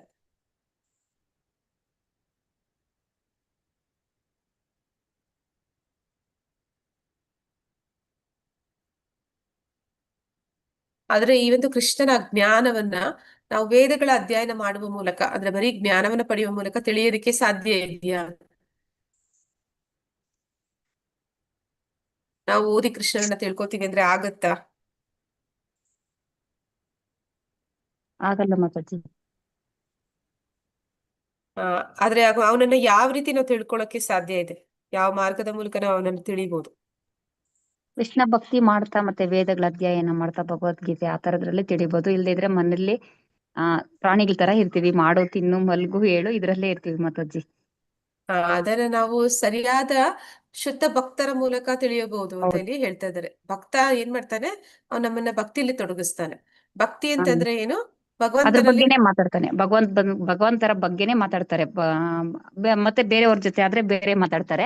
ಶುದ್ಧ ಭಕ್ತರಾದ್ರೆ ಭಗವಂತನ ಬಗ್ಗೆ ಬಿಟ್ಟು ಬೇರೆ ಏನು ಮಾತಾಡೋದಿಲ್ಲ. ಅವನು ಭಗವಂತನ ಭಕ್ತಿ ಸೇವೆಯಲ್ಲಿ ನಮ್ಮನ್ನು ತೊಡಗಿಸ್ತಾನೆ. ಅಂದ್ರೆ ನಮ್ಗೆ ಭಕ್ತಿ ಹೇಗೆ ಮಾಡುವಂತದ್ದು? ಭಕ್ತಿ ಅಂತಂದ್ರೆ ಅದರ ಅರ್ಥನೇ ಪ್ರೇಮ ಅಂತ. ಭಗವಂತನನ್ನ ಹೇಗೆ ಪ್ರೇಮ ಮಾಡುವಂಥದ್ದು, ಅವನ ಪ್ರೀತಿಯನ್ನು ಹೇಗೆ ಗಳಿಸುವಂಥದ್ದು ಅಂತ ಅನ್ನೋದನ್ನ ನಮ್ಗೆ ಪ್ರಾಯೋಗಿಕವಾಗಿ ತಿಳಿಸ್ಕೊಡ್ತಾನೆ. ಅಂದ್ರೆ ಹೇಗೆ ಭಕ್ತಿ ಸೇವೆ ಮಾಡುವ ಮೂಲಕ ನಾವು ಮತ್ತೆ ಭಗವಂತನ ಕುರಿತಾದಂತಹ ಶ್ರವಣ ಕೀರ್ತನೆಗಳನ್ನ ಮಾಡುವ ಮೂಲಕ ನಾವು ಅವನನ್ನ ಅರ್ಥ ಮಾಡ್ಕೋಬಹುದು ಅನ್ನೋದನ್ನ ಅವನು ಪ್ರಾಯೋಗಿಕವಾಗಿ ನಮ್ಗೆ ತಿಳಿಸ್ಕೊಡ್ತಾನೆ. ಈ ವೇದಗಳ ಅಧ್ಯಯನ ಮಾಡುವಂಥದ್ದು ಅಷ್ಟು ಸುಲಭ ಅಲ್ಲ. ಆ ಅಧ್ಯಯನ ಮಾಡಿ ನಾವು ಅವನನ್ನ ತಿಳಿಯುವಂಥದ್ದು ಕೂಡ ಅಷ್ಟೇ ಕಷ್ಟ. ಆದ್ರೆ ಅದನ್ನ ತುಂಬಾ ಸುಲಭವಾಗಿ ನಮ್ಗೆ ಒಬ್ಬ ಶುದ್ಧ ಭಕ್ತನಾದವನ ಸಂಪರ್ಕದಲ್ಲಿ ನಾವು ಬಂದ್ವಿ ಅಂತಂದ್ರೆ ತಿಳ್ಕೊಳ್ಳೋದಕ್ಕೆ ಸಾಧ್ಯ ಇದೆ. ಯಾಕಂದ್ರೆ ಕೃಷ್ಣ ಸದಾ ಅವನ ಜೊತೆಲಿ ಇರ್ತಾನೆ. ಅವನು ಯಾರಿಗೆ ಬೇಕಾದ್ರೂ ಕೃಷ್ಣನನ್ನ ಕೊಡಬಲ್ಲ ಅಂತ ಇಲ್ಲಿ ಹೇಳ್ತಾ ಇದ್ದಾರೆ. ಹರೇ ಕೃಷ್ಣ. ಯಾರಾದ್ರೂ ಓದ್ತೀರಾ ಮುಂದೆ? ಓದ್ತೀನಿ ಮಾತಾಜಿ. ಹಾ ಮಾತಾಜಿ. ಮೊದಲಿಗೆ ಒಂದೇ ಒಂದು ವೇದ, ಅಲ್ಲಿಂದನೆಲ್ಲ ಮಾತಾಜಿ. ಹಾ ಮಾತಾಜಿ, ಅಲ್ಲಿಂದಾನೆ. ಮೊದಲಿಗೆ ಒಂದೇ ಒಂದು ವೇದವಿತ್ತು ಮತ್ತು ಅದನ್ನು ಓದುವ ಅವಶ್ಯಕತೆ ಇರಲಿಲ್ಲ. ಜನರು ಎಷ್ಟು ಬುದ್ಧಿವಂತರು, ಅಸಾಧ್ಯ ಜ್ಞಾಪಕ ಶಕ್ತಿ ಉಳ್ಳವರು ಆಗಿದ್ದಾರೆಂದರೆ ತಮ್ಮ ಗುರುಗಳ ಬಾಯಿಯಿಂದ ಒಂದು ಸಲ ಕೇಳಿಬಿಟ್ಟರೆ ಸಾಕು, ಅವರು ತಿಳಿದುಕೊಂಡು ಬಿಡುತ್ತಿದ್ದರು. ಅವರು ಕೂಡಲೇ ಇಡೀ ಸಾರಾಂಶವನ್ನು ಗ್ರಹಿಸಿ ಬಿಡುತ್ತಿದ್ದರು. ಆದರೆ 5000 ವರ್ಷಗಳ ಹಿಂದೆ ವ್ಯಾಸದೇವರು ಈ ಕಲಿಯುಗದ ಜನರಿಗಾಗಿ ವೇದಗಳನ್ನು ಬರವಣಿಗೆಯ ರೂಪಕ್ಕಿಳಿಸಿದರು. ಕೊನೆಗೆ ಜನರು ಅಲ್ಪಾಯುಗಳಾಗುತ್ತಾರೆ. ಅವರ ಜ್ಞಾಪಕ ಶಕ್ತಿಯು ತುಂಬಾ ಕಡಿಮೆಯಾಗುತ್ತದೆ ಮತ್ತು ಅವರ ಬುದ್ಧಿಶಕ್ತಿ ತುಂಬಾ ಚುರುಕಾಗಿರುವುದಿಲ್ಲ ಎಂದು ವ್ಯಾಸದೇವರಿಗೆ ಗೊತ್ತಿತ್ತು. ಆದದರಿಂದ ಈ ವೈದಿಕ ಜ್ಞಾನವನ್ನು ಬರೆಹ ರೂಪದಲ್ಲಿ ಕಳಿಸೋಣ ಎಂದು ಅವರು ಭಾವಿಸಿದರು. ವೇದಗಳನ್ನು ಅವರು 4 ವಿಭಾಗಿಸಿದರು. ಸಾಮ, ಅಥರ್ವ ಮತ್ತು ಯಜುರ್ವೇದ. ಅನಂತರ ಅವರು ಆ ವೇದಗಳನ್ನು ತಮ್ಮ ಬೇರೆ ಬೇರೆ ಶಿಷ್ಯರ ವಶಕ್ಕೆ ಒಪ್ಪಿಸಿದರು. ಅನಂತರ ಅವರು ಸ್ತ್ರೀ, ಶೂದ್ರ ಮತ್ತು ದ್ವಿಜಬಂಧುಗಳೆಂಬ ಅಷ್ಟಬುದ್ಧಿವಂತರಲ್ಲದ ವರ್ಗದ ಬಗ್ಗೆಯೂ ಪರ್ಯಾಲೋಚಿಸಿದರು. ದ್ವಿಜಬಂಧು ಅಂದರೆ ಉಚ್ಚ ವರ್ಗದಲ್ಲಿ ಹುಟ್ಟಿಯೂ ಈ ವರ್ಗದ ಗುಣ ಸಂಪಾದಿಸದವನು ಎಂದರ್ಥ. ಒಬ್ಬನು ಬ್ರಾಹ್ಮಣ ಕುಲದಲ್ಲಿ ಹುಟ್ಟಿ ಬ್ರಾಹ್ಮಣ ಗುಣ ಪಡೆಯದಿದ್ದರೆ ಅವನನ್ನು ದ್ವಿಜಬಂಧು ಎಂದು ಕರೆಯುತ್ತಾರೆ. ಇಂಥವರಿಗೆ ವ್ಯಾಸರು ಮಹಾಭಾರತವನ್ನು, ಇದನ್ನು ಭಾರತದ ಚರಿತ್ರೆ ಎಂದು ಕರೆಯುತ್ತಾರೆ, ಅಷ್ಟಾದಶ ಪುರಾಣಗಳನ್ನು ರಚಿಸಿದರು. ಇವೆಲ್ಲ ವೈದಿಕ ಸಾಹಿತ್ಯಗಳೇ. ಪುರಾಣಗಳು, ಮಹಾಭಾರತ, 4 ವೇದಗಳು ಮತ್ತು ಉಪನಿಷತ್ತುಗಳು. ಉಪನಿಷತ್ತುಗಳು ಮತ್ತು ವೇದಗಳ ಭಾಗಗಳೇ. ಅನಂತರ ವ್ಯಾಸದೇವರು ವಿದ್ವಾಂಸರು ಮತ್ತು ದಾರ್ಶನಿಕರಿಗಾಗಿ ವೈದಿಕ ಜ್ಞಾನದ ಸಾರವನ್ನೆಲ್ಲ ವೇದಾಂತ ಸೂತ್ರವೆಂಬ ಕೃತಿಯಲ್ಲಿ ಇಳಿಸಿದರು. ವೇದದ ಬಗ್ಗೆ ಇದೇ ಕೊನೆಯ ಮಾತು. ವ್ಯಾಸದೇವರು ತನ್ನ ಗುರು ಮಹಾರಾಜರಾದ ನಾರದರ ಆದೇಶದ ಮೇರೆಗೆ ವೇದಾಂತ ಸೂತ್ರವನ್ನು ಸ್ವತಃ ಬರೆದರು. ಆದರೂ ಅವರಿಗೆ ತೃಪ್ತಿಯಾಗಲಿಲ್ಲ. ಇದು ಶ್ರೀಮದ್ ಭಾಗವತದಲ್ಲಿ ಹೇಳಿರುವ ದೀರ್ಘವಾದ ಕಥೆ. ವ್ಯಾಸದೇವರು ಅನೇಕ ಪುರಾಣಗಳು, ಉಪನಿಷತ್ತುಗಳನ್ನು, ವೇದಾಂತ ಸೂತ್ರಗಳನ್ನು ರಚಿಸಿಯಾದ ಮೇಲೂ ತೃಪ್ತರಾಗಲಿಲ್ಲ. ಆಗ ಅವರ ಗುರು ನಾರದರು, ನೀನು ವೇದಾಂತವನ್ನು ವಿವರಿಸು ಎಂದು ಆದೇಶಿಸಿದರು. ಸ್ಟಾಪ್ ಮಾಡ್ತೀವಿ. ಬೇರೆ ಯಾರಾದ್ರೂ ಓದ್ಲಿ ಮಾತಾಜಿ. ಇನ್ಯಾರಾದ್ರೂ ಮುಂದುವರಿಸ್ತೀರಾ? ಹರೇ ಕೃಷ್ಣ. ಓದ್ತೀನಿ ಮಾತಾಜಿ. ವೇದಾಂತ ಪ್ರಭುಜಿ. ಎಂದರೆ ಪರಮಜ್ಞಾನ. ಪರಮಜ್ಞಾನ ಯಾವುದೆಂದರೆ ಕೃಷ್ಣ. ವೇದಗಳಲ್ಲೆಲ್ಲ ಕೃಷ್ಣನನ್ನೇ ಅರಿಯಬೇಕು ಎಂದು ಕೃಷ್ಣನು ಹೇಳುತ್ತಾನೆ. ವೇದಾಂತ ಕೃತ್ ವೇದವಿದ್ ಏವ ಚಾಹಂ. ವೇದಾಂತವನ್ನು ರಚಿಸಿದವನು ನಾನೇ ಮತ್ತು ವೇದವನ್ನು ತಿಳಿದವನು ನಾನೇ ಎಂದು ಕೃಷ್ಣ ಹೇಳುತ್ತಾನೆ. ಆದ್ದರಿಂದಲೇ ಎಲ್ಲರ ಪರಮ ಗುರಿಯು ಕೃಷ್ಣ. ಇದನ್ನೇ ವೇದಾಂತ ಶಾಸ್ತ್ರಗಳ ಮೇಲಿನ ವೈಷ್ಣವ ವ್ಯಾಖ್ಯಾನಗಳಲ್ಲೆಲ್ಲ ವಿವರಿಸಲಾಗಿದೆ. ಗೌಡೀಯ ವೈಷ್ಣವರಾದ ನಮ್ಮ ಬಳಿ ವೇದಾಂತ ಸೂತ್ರಕ್ಕೆ ಬಲದೇವ ವಿದ್ಯಾಭೂಷಣರ ಗೋವಿಂದ ಭಾಷ್ಯವಿದೆ. ಅಂತೆಯೇ ರಾಮಾನುಜಾಚಾರ್ಯರದು ಒಂದು ಭಾಷ್ಯವಿದೆ. ಮಧ್ವಾಚಾರ್ಯರದು ಒಂದು ಇದೆ. ಶಂಕರಾಚಾರ್ಯರ ಭಾಷ್ಯ ಒಂದೇ ಅಲ್ಲ, ಅನೇಕ ಬೇರೆ ಬೇರೆ ವೇದಾಂತ ಭಾಷ್ಯಗಳಿವೆ. ವೈಷ್ಣವರು ಮೊದಲಿಗೆ ವೇದಾಂತ ಭಾಷ್ಯ ರಚಿಸಿಲ್ಲವಾದ್ದರಿಂದ ಜನರಿಗೆ ಶಂಕರಾಚಾರ್ಯರೊಬ್ಬರದೇ ವೇದಾಂತ ಭಾಷ್ಯವಿರುವುದು ಎಂಬ ತಪ್ಪು ಅಭಿಪ್ರಾಯವಿದೆ. ಅದೂ ಅಲ್ಲದೆ ವೇದವ್ಯಾಸರೇ ಸ್ವತಃ ಶ್ರೀಮದ್ ಭಾಗವತವೆಂಬ ವೇದಾಂತ ಭಾಷ್ಯವನ್ನು ಬರೆದರು. ಶ್ರೀಮದ್ ಭಾಗವತವು ವೇದಾಂತ ಸೂತ್ರದ ಜನ್ಮಾದಸ್ಯ ಯತಃ ಎಂಬ ಮಾತುಗಳಿಂದಲೇ ಆರಂಭವಾಗುತ್ತದೆ. ಜನ್ಮಾದಸ್ಯ ಯತಃ ಎಂಬ ಮಾತನ್ನು ಶ್ರೀಮದ್ ಭಾಗವತವು ಪೂರ್ತಿಯಾಗಿ ವಿವರಿಸುತ್ತದೆ. ಯಾರಿಂದ ಎಲ್ಲವೂ ಹೊರಹೊಮ್ಮುತ್ತದೋ ಅವನೇ ಪರಮ ಸತ್ಯ. ಇದು ವೇದಾಂತ ಸೂತ್ರದ ಸಾರಾಂಶ. ಇದನ್ನು ಶ್ರೀಮದ್ ಭಾಗವತದಲ್ಲಿ ವಿವರವಾಗಿ ಹೇಳಲಾಗಿದೆ. ಪ್ರತಿಯೊಂದು ಪರಮ ಸತ್ಯನಿಂದ ಹೊರಹೊಮ್ಮುತ್ತಿರುವುದಾದರೆ ಪರಮ ಸತ್ಯನ ಸ್ವರೂಪವೇನು? ಅದನ್ನು ಶ್ರೀಮದ್ ಭಾಗವತದಲ್ಲಿ ವಿವರಿಸಿದೆ. ಪರಮ ಸತ್ಯನು ಪ್ರಜ್ಞೆಯಾಗಿರಬೇಕು. ಅವನು ಸ್ವಪ್ರಕಾಶನು, ಸ್ವರಾಟ್. ಇತರರಿಂದ ಜ್ಞಾನವನ್ನು ಪಡೆದು ನಾವು ನಮ್ಮ ಪ್ರಜ್ಞೆಯನ್ನು ಜ್ಞಾನವನ್ನು ಬೆಳೆಸಿಕೊಳ್ಳುತ್ತೇವೆ. ಆದರೆ ಅವನು ಸ್ವಪ್ರಕಾಶನು. ವೈದಿಕ ಜ್ಞಾನದ ಸಾರಾಂಶವೇ ವೇದಾಂತ ಸೂತ್ರ. ವೇದಾಂತ ಸೂತ್ರವನ್ನು ಸ್ವತಃ ಅದರ ಲೇಖಕನು ಶ್ರೀಮದ್ ಭಾಗವತದಲ್ಲಿ ವಿವರಿಸಿದ್ದಾನೆ. ಕೊನೆಯದಾಗಿ ವೈದಿಕ ಜ್ಞಾನ ಸಂಪಾದನೆ ಮಾಡಬಯಸುವವರು ಶ್ರೀಮದ್ ಭಾಗವತ ಮತ್ತು ಭಗವದ್ಗೀತೆಗಳಿಂದ ವೈದಿಕ ಜ್ಞಾನವನ್ನು ತಿಳಿದುಕೊಳ್ಳಬೇಕೆಂದು ನಾವು ಕೋರುತ್ತೇವೆ. ಪ್ರಾರ್ಥನೆ. ಧನ್ಯವಾದಗಳು. ಹರೇ ಕೃಷ್ಣ. ಸೊ ಇಲ್ಲಿ ಏನಂತ ಹೇಳ್ತಾ ಇದ್ದಾರೆ, ಮೊದಲಿಗೆ ಈ ವೇದಗಳು ಯಾವ ರೀತಿ ಇತ್ತು ಅನ್ನೋದನ್ನ ಹೇಳ್ತಾ ಇದ್ದಾರೆ. ಆರಂಭದಲ್ಲಿ ಈ ವೇದಗಳು ಒಂದೇ ಆಗಿತ್ತು. ಅದನ್ನ ಯಜುರ್ವೇದ ಅಂತಾನೆ ಕರೀತಿದ್ರು. ಆದ್ರೆ ಕಾಲಕ್ರಮೇಣ ವೇದವ್ಯಾಸರು ಏನ್ ಮಾಡ್ತಾರೆ, ಅವರ ಒಂದು ತಪಸ್ಸಿನ ಮೂಲಕ ಅವರು ಮುಂದೆ ಕಲಿಯುಗ ಪ್ರಾರಂಭ ಆಗುತ್ತೆ. ಕಲಿಯುಗದ ಜನರ ಒಂದು ಗುಣಲಕ್ಷಣಗಳು ಏನು ಅಂತಂದ್ರೆ, ಅವರ ಆಯುಸ್ಸು ಕಡಿಮೆ ಇರುತ್ತೆ, ಮತ್ತೆ ಅವರ ಜ್ಞಾಪಕ ಶಕ್ತಿಯು ಕಡಿಮೆ ಇರುತ್ತೆ, ಮತ್ತೆ ಅಲ್ಪ ಜ್ಞಾನವನ್ನ ಹೊಂದಿರ್ತಾರೆ. ಬುದ್ಧಿಶಕ್ತಿ ಕೂಡ ಅಷ್ಟೇನು ಚುರುಕಾಗಿರುವುದಿಲ್ಲ ಅಂತ ಅವ್ರಿಗೆ ತಿಳಿತು. ಹಿಂದಿನ ಕಾಲದಲ್ಲಿ ಜನ ಯಾವ ರೀತಿ ಇದ್ರು ಅಂತಂದ್ರೆ, ಅವ್ರ ಗುರುಗಳ ಮೂಲಕ ಏನನ್ನಾದ್ರೂ ಅಂದ್ರೆ ಈ ವೇದಗಳನ್ನಾಗ್ಲಿ ಅಥವಾ ಇನ್ಯಾವುದೇ ಜ್ಞಾನವನ್ನಾಗ್ಲಿ ಅವರು ಒಮ್ಮೆ ಕೇಳಿದ್ರೆ ಸಾಕು ಅವರ ನೆನಪಿನಲ್ಲಿ ಉಳಿತಿತ್ತು. ಮತ್ತೆ ಅವರಿಗೆ ಪರಿಪೂರ್ಣ ಸಾಕ್ಷಾತ್ಕಾರ ಕೂಡಲೇ ಆಗ್ತಿತ್ತು. ಆದ್ರೆ ಆ ಕಲಿಯುಗದ ಜನ ಅವರು ಆರಂಭ ಆದ್ಮೇಲೆ ಏನಾಗುತ್ತೆ ಅಂತಂದ್ರೆ ಅವರ ಆಯಸ್ಸು, ಅವರ ಜ್ಞಾಪಕ ಶಕ್ತಿ, ಅವರ ಬುದ್ಧಿವಂತಿಕೆ ಇದೆಲ್ಲವೂ ಕೂಡ ಕಡಿಮೆ ಅಂತ ಗೊತ್ತಾಗಿ ಅವ್ರೇನ್ ಮಾಡಿದ್ರು, ಈ ವೇದಗಳು ಏನಿತ್ತು ಅದನ್ನ ಬರಹದ ರೂಪದಲ್ಲಿ ಬರೆದಿಟ್ರು. ಅವ್ರು ಬರೀದಿರ ಇದ್ದಿದ್ರೆ ನಮ್ಗೆ ಆ ವೇದಗಳ ಜ್ಞಾನ ತಿಳಿತಾ ಇರ್ಲಿಲ್ಲ. ಆದ್ರೆ ಅದು ಮೊದಲೇ ಇತ್ತು, ಅದಕ್ಕೆ ಮೊದಲೇ ಇತ್ತು, ಆದ್ರೆ ಅದು ಬರಹ ರೂಪದಲ್ಲಿ ಇರ್ಲಿಲ್ಲ. ಈಗ ವೇದವ್ಯಾಸರು ಅದನ್ನ ಬರೆದಿಟ್ರು. ಅವ್ರು ಅದನ್ನ ಸುಲಭವಾಗಿ ಎಲ್ಲರಿಗೂ ಅರ್ಥ ಆಗ್ಲಿ ಅಂತ ಹೇಳಿ ಆ ಒಂದೇ ವೇದವನ್ನ 4 ಭಾಗಗಳಾಗಿ ಮಾಡ್ತಾರೆ. ಋಗ್ವೇದ, ಸಾಮವೇದ, ಅಥರ್ವವೇದ ಮತ್ತೆ ಯಜುರ್ವೇದ ಅಂತ ಕರೀತಾರೆ. ಮತ್ತೆ ಏನಂತಂದ್ರೆ ಇಲ್ಲಿ ಇದನ್ನ ಬರ್ದದ್ದು ಅವ್ರು ಯಾರಿಗೋಸ್ಕರ, ಯಾರು ಧರ್ಮ, ಅರ್ಥ, ಕಾಮ, ಮೋಕ್ಷ ಈ ವಿಚಾರಗಳಲ್ಲಿ ಆಸಕ್ತಿಯನ್ನು ಹೊಂದಿರ್ತಾರೆ ಅವರಿಗಾಗಿ ಒಂದು ವೇದಗಳ ರಚನೆ ಮಾಡಿದ್ರು. ಆದ್ರೆ ಸ್ತ್ರೀಯರು, ಶೂದ್ರರು ಮತ್ತೆ ದ್ವಿಜಬಂಧುಗಳು ಅವರು ಹೆಚ್ಚು ಬುದ್ಧಿವಂತರಲ್ಲ ಅಂತ ಹೇಳಿ ಹೇಳ್ತಾ ಇದಾರೆ. ಅಂತವರು ಅದರಲ್ಲಿ ದ್ವಿಜಬಂಧು ಅಂದ್ರೆ ಯಾರು ಅಂತ ಹೇಳ್ತಾ ಇದಾರೆ. ದ್ವಿಜಬಂಧು ಅಂದ್ರೆ ಯಾರು ದ್ವಿಜಬಂಧು? ಹರೇ ಕೃಷ್ಣ, ಯಾರಾದ್ರೂ ಹೇಳ್ತೀರಾ? ಬ್ರಾಹ್ಮಣನ ಕುಟುಂಬದಲ್ಲಿ ಹುಟ್ಟಿ ಆ ಬ್ರಾಹ್ಮಣನ ಗುಣಗಳನ್ನು ಹೊಂದಿಲ್ದಿದ್ದದನ್ನ ದ್ವಿಜಬಂಧು ಅಂತ ಹೇಳ್ತಾರೆ ಮಾತಾಡಿ. ಧನ್ಯವಾದಗಳು ಪ್ರಭುಜಿ. ದ್ವಿಜ ಅಂತಂದ್ರೆ 2 ಸತಿ ಹುಟ್ಟಿದವನು. ಒಂದು ತಂದೆ ತಾಯಿಗೆ ಹುಟ್ಟಿದವನು ಮೊದಲನೇ ಬಾರಿ, 2ನೇ ಬಾರಿ ದೀಕ್ಷೆ ತಗೊಳ್ಳುವಾಗ ಗುರುವಿನ ಒಂದು ದೀಕ್ಷೆ ಪಡೆಯುವಾಗ ಗುರುವನ್ನು ತಂದೆಯಾಗಿ ಸ್ವೀಕರಿಸ್ತಾನೆ. ಹಾಗಾಗಿ 2ನೇ ಜನ್ಮ ಅವನಿಗೆ ಆಗುತ್ತೆ. ಅಂತಹ ಬ್ರಾಹ್ಮಣ ಕುಲದಲ್ಲಿ ಹುಟ್ಟಿದ್ರು ಕೂಡ ಆ ಬ್ರಾಹ್ಮಣನ ಯಾವುದೇ ಗುಣಲಕ್ಷಣಗಳು ಅವನಲ್ಲಿ ಇಲ್ಲ. ಅಂದ್ರೆ ಅವನು ಸಾತ್ವಿಕ ಗುಣದಲ್ಲಿ ಇಲ್ಲ, ಮತ್ತೆ ಜ್ಞಾನವನ್ನ ಬೆಳೆಸ್ಕೊಂಡಿಲ್ಲ, ಮತ್ತೆ ಆ ಒಂದು ಬ್ರಾಹ್ಮಣನ ಗುಣಲಕ್ಷಣದ ಹಾಗೆ ಅವನು ಇತರರಿಗೆ ಆ ಜ್ಞಾನವನ್ನು ನೀಡ್ತಾ ಇಲ್ಲ.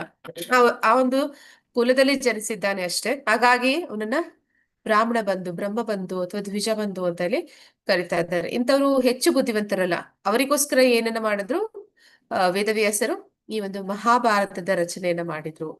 ಈಗ್ಲೂ ನಾವು ನೋಡ್ತೀವಿ ನಮ್ಮ ಒಂದು ಹಿಂದಿನ ಜನರೇಷನ್ ಅಲ್ಲಿ ಮಹಾಭಾರತ ಭಾನುವಾರ ಬರ್ತಿತ್ತು ಅಂತಂದ್ರೆ ನಮ್ಮ ತಂದೆ ತಾಯಿ, ನಮ್ಮ ಅಜ್ಜ ಅಜ್ಜಿ ಎಲ್ಲ ಏನ್ ಮಾಡ್ತಿದ್ರು, ಅವರು ಎಲ್ಲರೂ ಕೂಡ ಒಂದೇ ಒಂದು ವ್ಯಕ್ತಿ ಕೂಡ ರಸ್ತೆಯಲ್ಲಿ ಕಾಣಿಸ್ತಿರ್ಲಿಲ್ಲ ಅಂತ ಹೇಳ್ತಾರೆ. ಎಲ್ಲರೂ ಕೂಡ ಟಿವಿ ಮುಂದೆ ಮಹಾಭಾರತ ನೋಡ್ತಿದ್ರು ಅಂತ. ಯಾಕಂದ್ರೆ ಅವರಿಗೆ ಅದ್ರಲ್ಲಿ ಆಸಕ್ತಿ ಇದೆ. ಆ ಕಥೆಗಳ ರೂಪದಲ್ಲಿ ಹೇಳಿದಾಗ ಅವರು ಅದನ್ನ ಸ್ವೀಕಾರ ಮಾಡ್ತಾರೆ. ಅದನ್ನೇ ಭಗವದ್ಗೀತೆ ಪುಸ್ತಕದ ರೂಪದಲ್ಲಿ ಯಥಾರೂಪದಲ್ಲಿ ಸಿಗುತ್ತೆ ಅಂತ ಅಂದ್ರೆ ಅದನ್ನ ನಾವು ಯಾರಾದ್ರೂ ಓದಿ ಅದನ್ನ ತಿಳ್ಕೊಳ್ಳಿ ಅಂತಂದ್ರೆ ಅಷ್ಟೇ ಆಸಕ್ತಿಯಿಂದ ಜನ ಮುಂದೆ ಬರ್ತಾರ? ಹರೇ ಕೃಷ್ಣ. ಓದೋದಿಕ್ಕೆ, ಅದನ್ನ ಅಧ್ಯಯನ ಮಾಡೋದಿಕ್ಕೆ, ತಿಳ್ಕೊಳ್ಳೋದಕ್ಕೆ ಬರೋದಿಲ್ಲ. ಅದು ಗೊತ್ತಿತ್ತು ವೇದವ್ಯಾಸರಿಗೆ ಆಗ್ಲೇ. ಹಾಗಾಗಿ ಅವ್ರು ಏನ್ ಮಾಡಿದ್ರು, ಮಹಾಭಾರತದ ರಚನೆ ಮಾಡಿದ್ರು. ಅದರ ಉದ್ದೇಶ ಏನಿತ್ತು ಅಂತಂದ್ರೆ ಮಹಾಭಾರತದಲ್ಲಿಯೇ ಬರುವಂತದ್ದು ಆ ಒಂದು ಕುರುಕ್ಷೇತ್ರ ಯುದ್ಧ. ಆ ಕುರುಕ್ಷೇತ್ರ ಯುದ್ಧದಲ್ಲಿಯೇ ಬರುವಂತದ್ದು ಭಾಗವತ. ಹಾಗಾಗಿ ಅವರು ಭಗವದ್ಗೀತೆ, ಆ ಭಗವದ್ಗೀತೆಯ ಜ್ಞಾನವನ್ನ ಕಥೆ ರೂಪದಲ್ಲಿ ಅದರ ಮಧ್ಯದಲ್ಲಿ ಇರಿಸಿ ಜನರಿಗೆ ಕೊಡ್ಬೇಕು ಅನ್ನೋ ಉದ್ದೇಶದಿಂದ ಅವರು ಅದನ್ನ ರಚಿಸಿದ್ರು. ಅದನ್ನ ಏನಂತ ಹೇಳ್ತಾರೆ, ತುಂಬಾ ಸ್ಪೆಷಲ್ ಆಗಿ ಯಾರಿಗೋಸ್ಕರ, ಸ್ತ್ರೀಯರಿಗೆ, ಶೂದ್ರರು ಮತ್ತೆ ಬಂಧುಗಳಿಗೋಸ್ಕರ ಇದನ್ನ ನೀಡಿದ್ರು. ಅಷ್ಟು ಮಾತ್ರ ಅಲ್ಲ, ವೇದವ್ಯಾಸರು ಕೃಷ್ಣ ಏನ್ ಮಾಡಿದ್ರು, ಅವರು ಎಲ್ಲಿಗೆ ಹೊರಟೋದು, ಶಂಕರಾಚಾರ್ಯರು ಬಂದ್ರು. ಅವರು ಬರೀ ವೇದಗಳನ್ನ ರಚನೆ ಮಾಡಿಲ್ಲ, ಉಪನಿಷತ್ತುಗಳನ್ನ ಕೊಟ್ರು, ನಂತರ ಪುರಾಣಗಳನ್ನ ಕೊಟ್ರು. ಆ ಪುರಾಣಗಳಲ್ಲಿ ಮಹಾಭಾರತವನ್ನ ಕೊಟ್ರು. ಮಹಾಭಾರತದಲ್ಲೂ ಕೂಡ ಇನ್ನು 18 ಪುರಾಣಗಳನ್ನ ಹೇಳ್ತಾರೆ. 6 ಸಾತ್ವಿಕ, 6 ರಾಜಸಿಕ ಮತ್ತೆ 6 ತಾಮಸಿಕ ಪುರಾಣಗಳನ್ನ ನೀಡ್ತಾರೆ.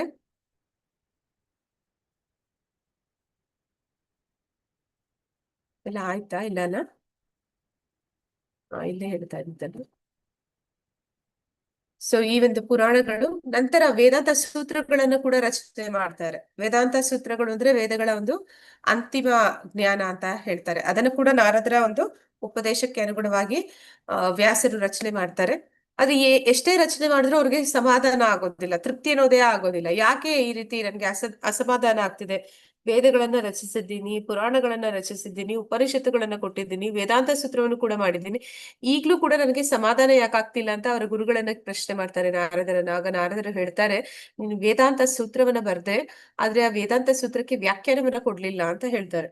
ವೇದಾಂತ ಸೂತ್ರಗಳಿಗೆ ವ್ಯಾಖ್ಯಾನವನ್ನ ನಂತರ ವೇದವ್ಯಾಸರು ಅವರ ಒಂದು ಪ್ರಬುದ್ಧ ಜ್ಞಾನವನ್ನ ಪಡೆದಂತ ಸ್ಥಿತಿಯಲ್ಲಿ ಅವ್ರು ಏನ್ ಮಾಡ್ತಾರೆ, ಅವರು ಈ ಒಂದು ಶ್ರೀಮದ್ ಭಾಗವತವನ್ನ ವ್ಯಾಖ್ಯಾನದ ರೂಪದಲ್ಲಿ ಬರೀತಾರೆ. ಅವರೇ ಬರೆದಿರುವಂತಹ ವೇದಾಂತ ಸೂತ್ರಗಳಿಗೆ ಮೊದಲು ಆ ವ್ಯಾಖ್ಯಾನವನ್ನ ನೀಡಿದ್ದು ಅವರೇ ಆ ಒಂದು ಶ್ರೀಮದ್ ಭಾಗವತದ ಮೂಲಕ. ಹಾಗಾಗಿ ನಮಗೆ ಇಲ್ಲಿ ಎಲ್ಲ ಜ್ಞಾನದ ಸಾರ ನಮ್ಗೆ ಸಿಗ್ಬೇಕು ಅಂತಂದ್ರೆ ಏನಂತ ಹೇಳ್ತಾರೆ, ನಾವು ಈ ಒಂದು ಶ್ರೀಮದ್ ಭಾಗವತವನ್ನ ಓದ್ಬೇಕು, ಭಗವದ್ಗೀತೆಯನ್ನ ಓದ್ಬೇಕು. ಅದನ್ನ ತಿಳ್ಕೊಂಡ್ರೆ ಸಾಕು, ವೇದದ ಎಲ್ಲ ಪರಿಪೂರ್ಣ ಜ್ಞಾನ ನಮ್ಗೆ ತಿಳಿಯುತ್ತೆ ಅನ್ನೋದನ್ನಲ್ಲಿ ಹೇಳ್ತಾ ಇದ್ದಾರೆ. ಇಲ್ಲಿ ಮತ್ತೊಂದು ವಿಷಯವನ್ನ ಹೇಳ್ತಾ ಇದ್ದಾರೆ, ಈ ವೇದಗಳ ಮೂಲಕ ನಾವು ತಿಳಿಯುವಂತದ್ದು ಕೃಷ್ಣನನ್ನ ತಿಳಿಬೇಕು ಅಂತಂದ್ರೆ ಭಾಗವತದಲ್ಲಿ ಯಾವುದ್ರ ಬಗ್ಗೆ ಕೊಟ್ಟಿದ್ದಾರೆ? ಶ್ರೀಮದ್ ಭಾಗವತದಲ್ಲಿ ನಾವು ಏನನ್ನ ತಿಳಿತೀವಿ? ಭಗವದ್ಗೀತೆ ಅನ್ನುವಂಥದ್ದು ಯಾರು ಹೇಳ್ತಿರುವಂತದ್ದು? ಹರಿಕೃಷ್ಣ ಸ್ವಯಂ ಕೃಷ್ಣ. ಅರ್ಜುನನಿಗೆ ಹೇಳ್ತಿರೋದು ಮತ್ತೆ. ಸ್ವಯಂ ಕೃಷ್ಣನೇ ಹೇಳ್ತಾ ಇರುವಂತದ್ದು ಭಗವದ್ಗೀತೆ. ಆದ್ರೆ ಭಾಗವತ ಕೃಷ್ಣನ ಬಗ್ಗೆ ಅವರ ಶುಕಮುನಿಗಳು ಪರೀಕ್ಷಿತ ರಾಜರಿಗೆ ಹಾ. ಹೇಳ್ತಿದ್ದಾರೆ ಮಾತಾಜಿ.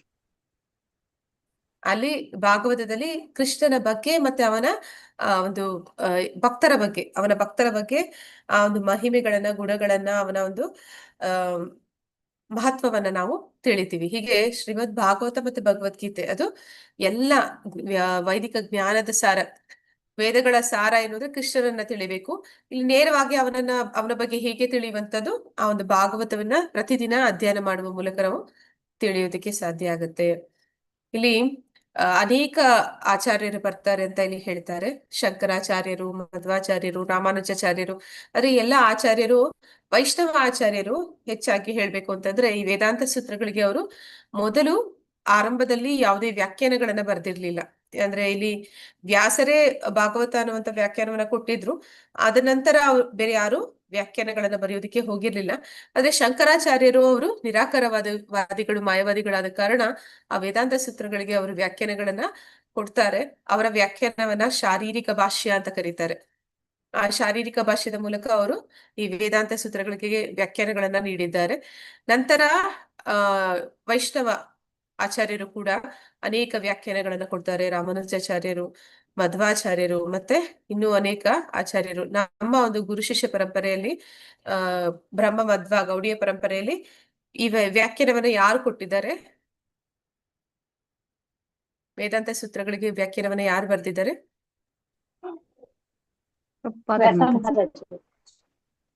ಇಲ್ಲ, ಬಲದೇವ ವಿದ್ಯಾಭೂಷಣ ಅಂತ ಕರೀತಾರೆ. ಅವ್ರು ಬರ್ದದ್ದು ಗೋವಿಂದ ಭಾಷ್ಯ ಅಂತ ಅದರ ಹೆಸರು. ಅವರಿಗೆ ಈ ಒಂದು ಭಗವದ್ಗೀತೆ ಯಥಾರೂಪವನ್ನ ಪ್ರಭುಪಾದರು ಸಮರ್ಪಣೆ ಮಾಡ್ತಾರೆ. ಅಂದ್ರೆ ಬಲದೇವ ವಿದ್ಯಾಭೂಷಣರು ನಮ್ಮ ಒಂದು ಪರಂಪರೆಗೆ ವ್ಯಾಖ್ಯಾನಗಳನ್ನ ಕೊಟ್ಟಂತವ್ರು, ಗೋವಿಂದ ಭಾಷ್ಯವನ್ನ ಬರೆದಂತವ್ರು. ಹಾಗೆ ಇಲ್ಲಿ ಶಂಕರಾಚಾರ್ಯರು ಮಾತ್ರವಲ್ಲ, ಇನ್ನು ಅನೇಕ ಎಲ್ಲ ಆಚಾರ್ಯರು ಕೂಡ ಅವರ ನಂತರ ಅವರು ಈ ಒಂದು ವೇದಾಂತ ಸೂತ್ರಗಳಿಗೆ ಭಾಷ್ಯಗಳನ್ನ ರಚಿಸಿದ್ದಾರೆ. ಯಾವ್ದೆಲ್ಲ ಪರಂಪರೆಯಲ್ಲಿ ಬರುವಂತವರು ಈ ಒಂದು ವೇದಾಂತ ಸೂತ್ರಗಳಿಗೆ ವ್ಯಾಖ್ಯಾನಗಳನ್ನ ಕೊಡ್ತಾರೆ, ಆ ಒಂದು ಭಾಷ್ಯವನ್ನು ಬರೀತಾರೆ, ಆ ಸಂದರ್ಭದಲ್ಲಿ ಮಾತ್ರನೇ ಆ ಒಂದು ಪರಂಪರೆ ಅನ್ನುವಂಥದ್ದು ಅಧಿಕೃತವಾದದ್ದು ಅಂತ ಇಲ್ಲಿ ಸ್ವೀಕಾರ ಮಾಡ್ತಾರೆ. ಇಲ್ಲಿ ಭಾಗವತದಲ್ಲಿ ಸ್ವತಃ ವ್ಯಾಸರು ಬರೆದಿರುವಂತಹ ಒಂದು ವ್ಯಾಖ್ಯಾನಗಳು ಯಾವ ರೀತಿ ಇರುತ್ತೆ ಅಂತಂದ್ರೆ, ಆರಂಭದ ಒಂದು ಶ್ಲೋಕದಲ್ಲಿಯೇ ಅವರು ಪ್ರಾರಂಭ ಮಾಡುವಂತದ್ದು ಯಾವ ರೀತಿ ಇರುತ್ತೆ? ಜನ್ಮಾದ್ಯಸ್ಯ ಯತಃ ಅಂತ ಹೇಳ್ತಾರೆ. ಜನ್ಮಾದಸ್ಯ ಯತಃ ಅಂತಂದ್ರೆ ದೇವೋತ್ತಮ ಪರಮ ಪುರುಷ ಯಾರಿದ್ದಾನೆ ಅವನಿಂದಲೇ ಎಲ್ಲವೂ ಕೂಡ ಹೊರಹೊಮ್ಮುತ್ತಾ ಇದೆ ಅಂತ. ಈಗ ಉದಾಹರಣೆಗೆ ನಾವು ನೋಡ್ತೀವಿ, ನಾವು ದೂರದಿಂದ ಒಂದು ಟ್ರೈನ್ ಅನ್ನ ನೋಡಿದ್ರೆ ಆ ಟ್ರೈನ್ಗೆ ಯಾವ ರೀತಿ ಇರುತ್ತೆ? ಆ ಟ್ರೈನ್ ಹರಿಕೃಷ್ಣ ಅನೇಕ ಬೋಗಿಗಳು ಇರುತ್ತಲ್ವಾ ಟ್ರೈನ್ ಅಂದ್ರೆ? ಹೌದು. ಒಂದಕ್ಕೆ ಒಂದು ಬೋಗಿಗೆ ಇನ್ನೊಂದು ಬೋಗಿಗಳು ಅಟ್ಯಾಚ್ ಆಗಿರುತ್ತೆ. ಹಿಂದಿಂದ ನಾವು ನೋಡ್ಕೊಂಡ್ ಬಂದ್ವಿ ಅಂದ್ರೆ ಹಿಂದೆಗಡೆ ಇರುವ ಬೋಗಿಯನ್ನ ಅದ್ರ ಮುಂದೆ ಇರುವ ಬೋಗಿಗೆ ಅಟ್ಯಾಚ್ ಮಾಡಿರ್ತಾರೆ, ಅದು ಅದನ್ನ ಎಳಿತಾ ಇರುತ್ತೆ. ಹಾಗೆ ನಾವು ಎಲ್ಲಿಂದ ಇದು ಶಕ್ತಿ ಬರ್ತಾ ಇದೆ, ಇದು ಯಾವ ರೀತಿ ಎಳಿತಾ ಇದೆ ಅಂತ ನಾವು ಮುಂದೆ ಹೋಗಿ ನೋಡಿದ್ರೆ ಮೊದಲಿನಲ್ಲಿ ಏನಿರುತ್ತೆ? ಇಂಜಿನ್ ಇರುತ್ತೆ. ಈಗ ಹಿಂದಿನ ಬೋಗಿಯನ್ನ ಅದ್ರ ಮುಂದೆ ಇರುವಂತ ಬೋಗಿ ಎಳಿತಾ ಇದೆ, ಅದ್ರ ಮುಂದೆ ಹೋಗಿ ನೋಡಿದ್ರೆ ಇಂಜಿನ್ ಇರುತ್ತೆ. ಆ ಇಂಜಿನ್ ಅನ್ನ ಎಳೆಯೋದಕ್ಕೆ ಬೇರೆ ಯಾವ್ದಾದ್ರು ಇನ್ನು ಮುಂದೆಗಡೆ ಯಾವ್ದಾದ್ರು ಬೋಗಿ ಇರುತ್ತಾ? ಇರಲ್ಲ ಮಾತಾಜಿ, ಇರಲ್ಲ. ಸೊ ಇಂಜಿನ್ ಏನ್ ಮಾಡ್ತಾ ಇದೆ? ತನ್ನಲ್ಲಿ ಆ ಶಕ್ತಿಯನ್ನ ಕ್ರೋಢೀಕರಿಸ್ಕೊಳ್ತಾ ಇದೆ. ಆ ಶಕ್ತಿ ಅನ್ನುವಂಥದ್ದು ಆ ಇಂಜಿನಿಂದ ಬರ್ತಾ ಇದೆ. ಅದು ತನ್ನನ್ನು ಮುಂದೆ ಸಾಗಿಸ್ಕೊತಾ ಇದೆ. ಅದರ ಹಿಂದೆ ಯಾವ್ದೆಲ್ಲ ಅದಕ್ಕೆ ಅಟ್ಯಾಚ್ ಆಗಿದೆ ಅದನ್ನು ಕೂಡ ಎಳಿತಾ ಇದೆ. ಹಾಗೆಯೇ ಈ ಭೌತಿಕ ಜಗತ್ತು, ಆಧ್ಯಾತ್ಮಿಕ ಜಗತ್ತು, ಎಲ್ಲ ಸೃಷ್ಟಿ ಏನಿದೆ ಅದೆಲ್ಲವೂ ಕೂಡ ಹೊರಹೊಮ್ತಾ ಇರುವಂತದ್ದು ಕೃಷ್ಣನಿಂದ, ದೇವೋತ್ತಮ ಪರಮ ಪುರುಷ ಭಗವಂತನಿಂದ, ಅವನಿಂದ ಹೊರಹೊಮ್ತಾ ಇದೆ. ಆದ್ರೆ ಈಗ ಅವನಿಗೆ ಯಾರಾದ್ರೂ ಇದಾರ ತಂದೆ ತಾಯಿ, ಆದಿ ಅಂತ್ಯಗಳು ಇದೆಯಾ? ಅವನಿಗಿಂತ ಮೊದ್ಲು ಯಾರಾದ್ರೂ ಇದ್ರು ಅಂತಿದ್ಯಾ? ಇಲ್ಲ ಮಾತಾಜಿ, ಅವರೇ ಪುರಾತನ ಪುರುಷ. ಅವನೇ ಪುರಾತನ ಪುರುಷ, ಅವನೇ ಸ್ವರಾಟ್. ಅವನು ತನ್ನ ಶಕ್ತಿ ಅವನಲ್ಲಿ ಇದೆ, ಅವನಲ್ಲಿ ಅನೇಕ ಶಕ್ತಿಗಳಿದೆ. ಆ ಶಕ್ತಿಗಳನ್ನ ಬಳಸಿ ಅವನು ಎಲ್ಲ ಜಗತ್ತನ್ನು ಅವನು ನಿರ್ವಹಣೆ ಮಾಡ್ತಾ ಇದ್ದಾನೆ. ಅಂದ್ರೆ ಇಂಜಿನ್ ಇದ್ದ ಹಾಗೆ. ಆದ್ರೆ ಅವನನ್ನ ಯಾರಾದ್ರೂ ಅವನಿಗೆ ಶಕ್ತಿನ ತುಂಬ್ತಾ ಇದ್ದಾರ ಅಂತಂದ್ರೆ ಇಲ್ಲ. ಅವನು ಸ್ವಪ್ರಕಾಶಕನು ಅಂತ ಇಲ್ಲಿ ಸ್ವರಾಟ್ ಅಂತ ಇಲ್ಲಿ ಹೇಳ್ತಾ ಇದ್ದಾರೆ. ಹಾಗೆ ಭಗವಂತ ಅವನಲ್ಲಿ ಎಲ್ಲ ಶಕ್ತಿಗಳು ಅಡಗಿದೆ. ಅಂದ್ರೆ ಈಗ ನಮ್ಗೆ ಜ್ಞಾನ ಬೇಕು ಅಂತಂದ್ರೆ ನಾವು ಇನ್ನೊಬ್ಬರಿಂದ ಪಡ್ಕೋಬೇಕು. ಆದ್ರೆ ಭಗವಂತನಿಗೆ ಜ್ಞಾನ ಬೇಕು ಅಂತಂದ್ರೆ ಇನ್ನೊಬ್ರು ಬೇರೆ ಯಾರಿಂದನಾದ್ರೂ ಅವ್ರು ಪಡ್ಕೋತಾನ? ಇಲ್ಲ ಮಾತಾಜಿ, ಯಾರಿಂದ? ಅವನೇ ಎಲ್ಲ ಜ್ಞಾನದ ಮೂಲ, ಅವನೇ ಆಗಿದ್ದಾನೆ. ಹಾಗೆ ಇಲ್ಲಿ ಭಗವಂತನ ಒಂದು ಜ್ಞಾನವನ್ನ ಮತ್ತೆ ಅವನ ಶಕ್ತಿಯನ್ನ, ಅವನಿಂದ ಈ ಒಂದು ಇಡೀ ಸೃಷ್ಟಿ ಹೇಗೆ ಆಗಿದೆ ಅನ್ನುವಂಥದ್ದನ್ನ, ಇದೆಲ್ಲವನ್ನು ಕೂಡ ಭಾಗವತ ನಮ್ಗೆ ತಿಳಿಸಿಕೊಡುತ್ತೆ. ಹಾಗಾಗಿ ಇಲ್ಲಿ ಪ್ರಭುಪಾದರು ನಮ್ಗೆ ಆ ಒಂದು ರೆಕಮೆಂಡೇಶನ್ ಮಾಡ್ತಾ ಇದ್ದಾರೆ, ನೀವು ವೈದಿಕ ಜ್ಞಾನ ಸಂಪಾದನೆ ಮಾಡ್ಬೇಕು ಅಂದ್ರೆ ಶ್ರೀಮದ್ ಭಾಗವತ ಮತ್ತೆ ಭಗವದ್ಗೀತೆ ಈ 2 ಪುಸ್ತಕಗಳನ್ನ, 2 ಶಾಸ್ತ್ರಗಳನ್ನ ಅಧ್ಯಯನ ಮಾಡಿ ಅಂತ. ಸೊ ಅದು ಇಂಟ್ರೊಡಕ್ಷನ್ ಪಾರ್ಟ್ ಆಯ್ತು. ಈಗ ಪ್ರಾರ್ಥನೆಗಳು. ನಾನು ಆಗ್ಲೇ ಹೇಳಿದ ಹಾಗೆ ಈ ಈಶೋಪನಿಷತ್ತು ಅಥವಾ ಅನೇಕ 108 ಉಪನಿಷತ್ತುಗಳಿದೆ. ಅದರಲ್ಲಿ ಪ್ರಮುಖವಾದ 10 ಉಪನಿಷತ್ತುಗಳಲ್ಲಿ ಈಶೋಪನಿಷತ್ತು ಕೂಡ ಒಂದಾಗಿದೆ. ಸೊ ಈ ಒಂದು ಜ್ಞಾನವನ್ನ ನಾವು, ಈ ಉಪನಿಷತ್ತುಗಳು ಇವೆಲ್ಲವೂ ಕೂಡ ವೇದಗಳ ಸಾರ. ಈ ಉಪನಿಷತ್ತುಗಳನ್ನ ತಿಳ್ಕೊಳ್ಳುವ ಮೂಲಕ ನಾವು ವೇದಗಳಲ್ಲಿ ಇರುವಂತಹ ಒಂದು ಜ್ಞಾನವನ್ನ ತಿಳಿಯೋದಕ್ಕೆ ಸಾಧ್ಯ ಇದೆ. ವೇದಗಳಿಂದ ನಾವು ತಿಳ್ಕೊಬೇಕಾಗಿರುವಂತದ್ದು ಕೃಷ್ಣನನ್ನ, ಅವನ ಗುಣಲಕ್ಷಣಗಳನ್ನ ಈ ಒಂದು ಈಶೋಪನಿಷತ್ತಿನ ಶ್ಲೋಕಗಳು ನಮ್ಗೆ ತಿಳಿಸ್ಕೊಡುತ್ತೆ. ಮೊದಲನೇದಾಗಿ ಪ್ರಾರ್ಥನೆ. ಈ ಒಂದು ಪ್ರಾರ್ಥನೆ ಮುಂದುವರ್ಸೋಣ. ಓಂ ಪೂರ್ಣಮದಂ ಪೂರ್ಣಮಿದಂ ಪೂರ್ಣಾತ್ ಪೂರ್ಣಮುದಚ್ಯತೆ ಪೂರ್ಣಸ್ಯ ಪೂರ್ಣಮಾದಾಯ ಪೂರ್ಣಮೇವಾವಶಿಷ್ಯತೆ.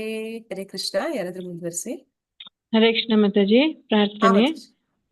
ಪೂರ್ಣಮದಃ ಪೂರ್ಣಮಿದಂ ಪೂರ್ಣಾತ್ ಪೂರ್ಣಮುದಚ್ಯತೆ ಪೂರ್ಣಸ್ಯ ಪೂರ್ಣಮಾದಾಯ ಪೂರ್ಣಮೇವಾವಶಿಷ್ಯತೆ. ಓಂ ಪೂರ್ಣಂ ಪೂರ್ಣ ಪರಿಪೂರ್ಣವಾದದ್ದು ಆದಹ ಅದು ಪೂರ್ಣಂ ಪರಿಪೂರ್ಣವಾದದ್ದು. ಇದಂ ಹಿ ಇಂದ್ರಿಯ ಗೋಚರವಾದ ಜಗತ್ತು ಪೂರ್ಣಾತ್ ಪರಿಪೂರ್ಣವಾದುದರಿಂದ ಪೂರ್ಣಂ ಸಂಪೂರ್ಣವಾದದ್ದು ಉದಚ್ಯತೆ ಉತ್ಪತ್ತಿಯಾಗಿದೆ. ಪೂರ್ಣಸ್ಯ ಸಂಪೂರ್ಣವಾದುದರಿಂದ ಪೂರ್ಣಂ ಎಲ್ಲವನ್ನು ಆದಾಯ ತೆಗೆದ ಮೇಲೆ ಪೂರ್ಣಂ ಸಂಪೂರ್ಣವಾದ ಶೇಷ ಭಾಗವು ಏವ ಮಾತ್ರವೇ ಅವಶಿಷ್ಯತೆ ಉಳಿದುಕೊಳ್ಳುತ್ತದೆ. ಅನುವಾದ. ಶ್ರೀಲ ಪ್ರಭುಪಾದರ ಜಯವಾಗಲಿ. ದೇವೋತ್ತಮ ಪರಮ ಪುರುಷನು ಪರಿಪೂರ್ಣನು ಮತ್ತು ಸಂಪೂರ್ಣನು. ಅವನು ಸಂಪೂರ್ಣವಾಗಿ ಪರಿಪೂರ್ಣನಾದುದರಿಂದ ಅವನಿಂದ ಹೊರಹೊಮ್ಮುವ ಈ ದೃಗ್ಗೋಚರ ಜಗತ್ತೇ ಮೊದಲಾದ ಎಲ್ಲ ಸೃಷ್ಟಿಗಳು ಸಂಪೂರ್ಣವಾಗಿರುತ್ತವೆ. ಸಂಪೂರ್ಣವಾದುದರಿಂದ ಏನೇ ಉತ್ಪತ್ತಿಯಾದರೂ ಅದು ಸ್ವಯಂ ಪರಿಪೂರ್ಣವಾಗಿಯೇ ಇರುತ್ತದೆ. ಭಗವಂತನು ಸಂಪೂರ್ಣನಾದ್ದರಿಂದ ಅವನಿಂದ ಅನೇಕ ಸಂಪೂರ್ಣವಾದ ವಸ್ತುಗಳು ಹುಟ್ಟಿದ್ದರೂ ಅವನು ಸಂಪೂರ್ಣ ಶೇಷ ಭಾಗವಾಗಿ ಉಳಿಯುತ್ತಾನೆ. ಧನ್ಯವಾದಗಳು ಮಾತಾಜಿ. ಹರೇ ಕೃಷ್ಣ. ಇಲ್ಲಿ ಏನಂತ ಹೇಳ್ತಾ ಇದಾರೆ? ದೇವೋತ್ತಮ ಪರಮ ಪುರುಷ ಅವನು ಪರಿಪೂರ್ಣ ಅಂತ ಇಲ್ಲಿ ಕರಿತಾ ಇದಾರೆ, ಸಂಪೂರ್ಣ ಅಂತ ಹೇಳ್ತಾ ಇದಾರೆ. ನಾವು ನೋಡಿದ್ವಿ ಹಿಂದಿನ ಒಂದು ಪ್ರಭುಪಾದರ ಲೆಕ್ಚರ್ ಅಲ್ಲಿ ಏನಂತ ಹೇಳಿದ್ರು, ಭಾಗವತ ಯಾವ ರೀತಿ ಪ್ರಾರಂಭ ಆಗುತ್ತೆ ಅಂದ್ರೆ ಜನ್ಮಾದಿಸ್ಯತಃ ಅಂತ ಹೇಳಿದ್ರು. ಅಂದ್ರೆ ದೇವೋತ್ತಮ ಪರಮ ಪುರುಷನಿಂದಲೇ ಈ ಒಂದು ಭೌತಿಕ ಜಗತ್ತು, ಆಧ್ಯಾತ್ಮಿಕ ಜಗತ್ತು ಎಲ್ಲವೂ ಕೂಡ ಸೃಷ್ಟಿಯಾಗಿದೆ ಅಂತ.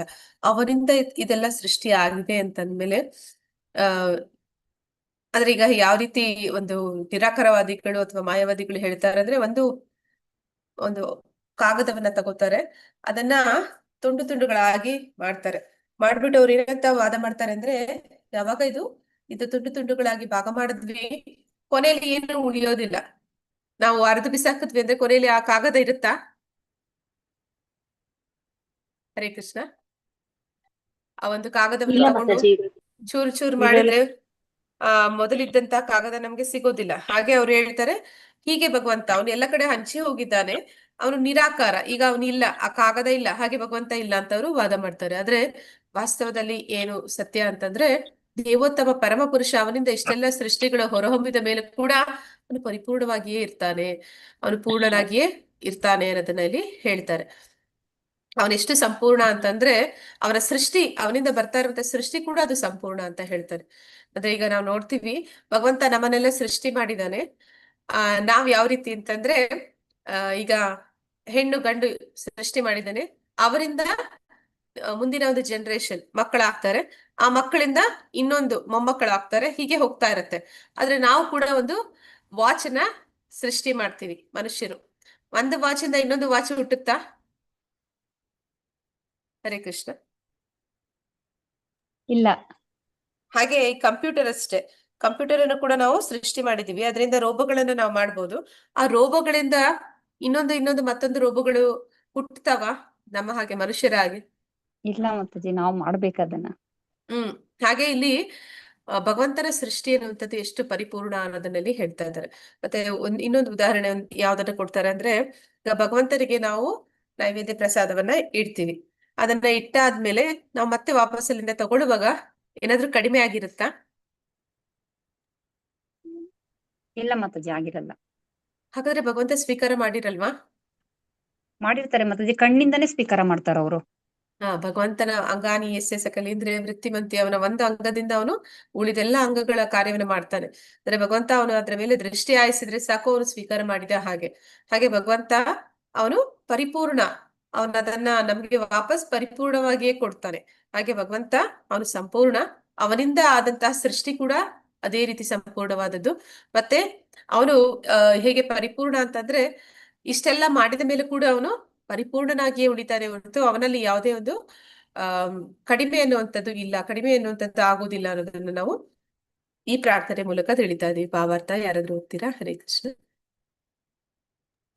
ಮಾತಾಜಿ, ಪರಿಪೂರ್ಣ ಅಥವಾ ಓದಿ ಮಾತಾಜಿ. ಪರಿಪೂರ್ಣ ಅಥವಾ ಪರಮ ಸತ್ಯನೆಂದರೆ ಪರಿಪೂರ್ಣನಾದ ದೇವೋತ್ತಮ ಪರಮ ಪುರುಷ, ನಿರಾಕಾರ ಬ್ರಹ್ಮನ ಅಥವಾ ಪರಮಾತ್ಮನ ಸಾಕ್ಷಾತ್ಕಾರವು ಪರಮ ಸಂಪೂರ್ಣ ಅಪೂರ್ಣ ಸಾಕ್ಷಾತ್ಕಾರ. ದೇವೋತ್ತಮ ಪರಮ ಪುರುಷನು ಸಚ್ಚಿದಾನಂದ ವಿಗ್ರಹನು, ನಿರಾಕಾರ ಬ್ರಹ್ಮನ ಸಾಕ್ಷಾತ್ಕಾರವು ಅವನು ಸತ್ ಲಕ್ಷಣದ ಅಥವಾ ಅವನ ನಿತ್ಯ ಸ್ವರೂಪದ ಸಾಕ್ಷಾತ್ಕಾರ, ಮತ್ತು ಪರಮಾತ್ಮ ಸಾಕ್ಷಾತ್ಕಾರವು ಅವನು ಸತ್ ಮತ್ತು ಚಿತ್ ಲಕ್ಷಣಗಳ ಅಂದರೆ ನಿತ್ಯತೆ ಹಾಗೂ ಜ್ಞಾನಗಳ ಸಾಕ್ಷಾತ್ಕಾರ. ಆದರೆ ದೇವೋತ್ತಮ ಪರಮ ಪುರುಷ ಸಾಕ್ಷಾತ್ಕಾರವೆಂದರೆ ಸತ್ ಚಿತ್ ಮತ್ತು ಆನಂದ ಎಂಬ ಎಲ್ಲಾ ಲೌಕಿಕ ಲಕ್ಷಣಗಳ ಸಾಕ್ಷಾತ್ಕಾರ. ಪರಮ ಪುರುಷನು ಒಬ್ಬನು ಸಾಕ್ಷಾತ್ಕಾರನಾಗಿಸಿಕೊಂಡರೆ ಅವನನ್ನು ಈ ಅಂಶಗಳನ್ನು ಪರಿಪೂರ್ಣ ರೂಪದಲ್ಲಿ ವಿಗ್ರಹ ಸಾಕ್ಷಾತ್ಕರಿಸಿಕೊಳ್ಳುತ್ತಾನೆ. ಹೀಗೆ ಸಂಪೂರ್ಣವೆಂಬುದು ನಿರಾಕಾರವಲ್ಲ, ಅವನು ನಿರಾಕಾರನಾಗಿದ್ದರೆ ಹೀಗೆ ಸಂಪೂರ್ಣವೆಂಬುದು ನಿರಾಕಾರವಲ್ಲ, ಅವನು ನಿರಾಕಾರನಾಗಿದ್ದರೆ ಅಥವಾ ತನ್ನ ಸೃಷ್ಟಿಗಿಂತ ಯಾವುದೇ ರೀತಿಯಲ್ಲಿ ಚಿಕ್ಕವನಾಗಿದ್ದರೂ ಅವನು ಸಂಪೂರ್ಣನಾಗಿರಲು ಸಾಧ್ಯವಿಲ್ಲ. ಸಂಪೂರ್ಣವಾದದರಲ್ಲಿ ನಮ್ಮ ಅನುಭವ ಒಳಪಟ್ಟ ಮತ್ತು ಮೀರಿದ ಎರಡೂ ಒಳಗೊಂಡಿರಬೇಕು, ಇಲ್ಲದಿದ್ದರೆ ಅವನು ಸಂಪೂರ್ಣನಾಗಿರಲು ಸಾಧ್ಯವಿಲ್ಲ.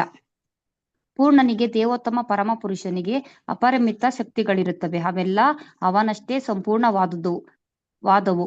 ಹೀಗಾಗಿ ಈ ದೃಗೋಚ್ಚರವಾದ ಅಥವಾ ಐಹಿಕ ಜಗತ್ತು ಸ್ವಯಂ ಪೂರ್ಣವಾಗಿದೆ. 24 ಮೂಲಭೂತ ಅಂಶಗಳಾದ ಈ ಭೌತ ವಿಶ್ವವು ತಾತ್ಕಾಲಿಕವಾಗಿ ಪ್ರಕಟವಾಗಿದೆ.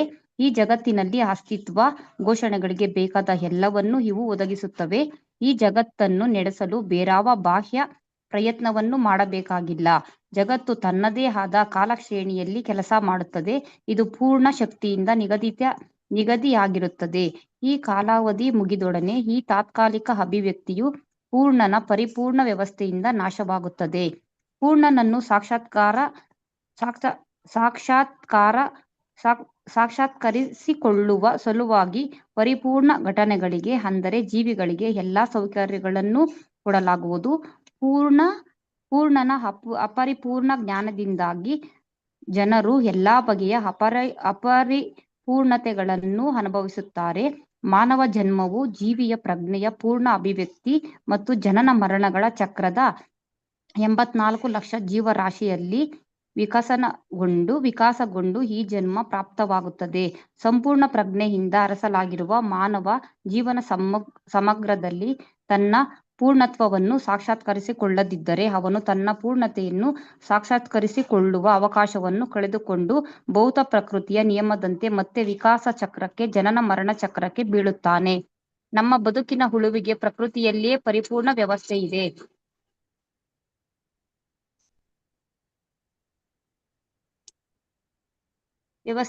ವ್ಯವಸ್ಥೆ ಇದೆ ಎಂಬುದು ನಮ್ಮ ಗೊತ್ತಿಲ್ಲವಾದ್ದರಿಂದ ನಾವು ಇಂದ್ರಿಯ ಸುಖವೆಂಬ ಪೂರ್ಣವೆನ್ನಲಾದ ಜೀವನವನ್ನು ಸೃಷ್ಟಿಸುವ ಸಲುವಾಗಿ ಪ್ರಕೃತಿಯ ಸಂಪನ್ಮೂಲಗಳನ್ನು ಬಳಸಿಕೊಳ್ಳಲು ಪ್ರಯತ್ನಗಳನ್ನು ಮಾಡುತ್ತೇವೆ.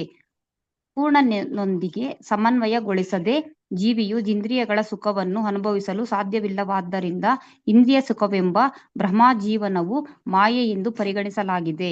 ದೇಹದ ಕೈ ದೇಹಕ್ಕೆ ಸೇರಿರುವವರೆಗೆ ಮಾತ್ರ ಅದು ಸಂಪೂರ್ಣವಾದ ಕೈಯಾಗಿರುತ್ತದೆ.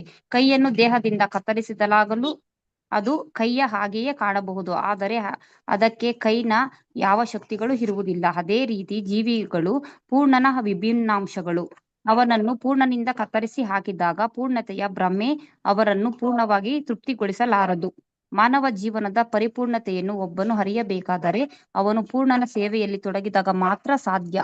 ಈ ಜಗತ್ತಿನಲ್ಲಿ ಎಲ್ಲಾ ಸೇವೆಗಳು, ಅವು ಸಾಮಾಜಿಕವಾಗಿರಲಿ, ರಾಜಕೀಯವಾಗಿರಲಿ, ಜಾತಿ ಸಂಬಂಧದರಾಗಿರಲಿ, ಅಂತಾರಾಷ್ಟ್ರೀಯವಾಗಿರಲಿ, ಇಲ್ಲದೆ ಅಂತರ್ಗ್ರಹದರಾಗಿರಲಿ, ಅವು ಪೂರ್ಣನೊಂದಿಗೆ ಸಮನ್ವಯಗೊಳಿಸುವವರೆಗೆ ಅಪೂರ್ಣವಾಗಿಯೇ ಉಳಿಯುತ್ತವೆ.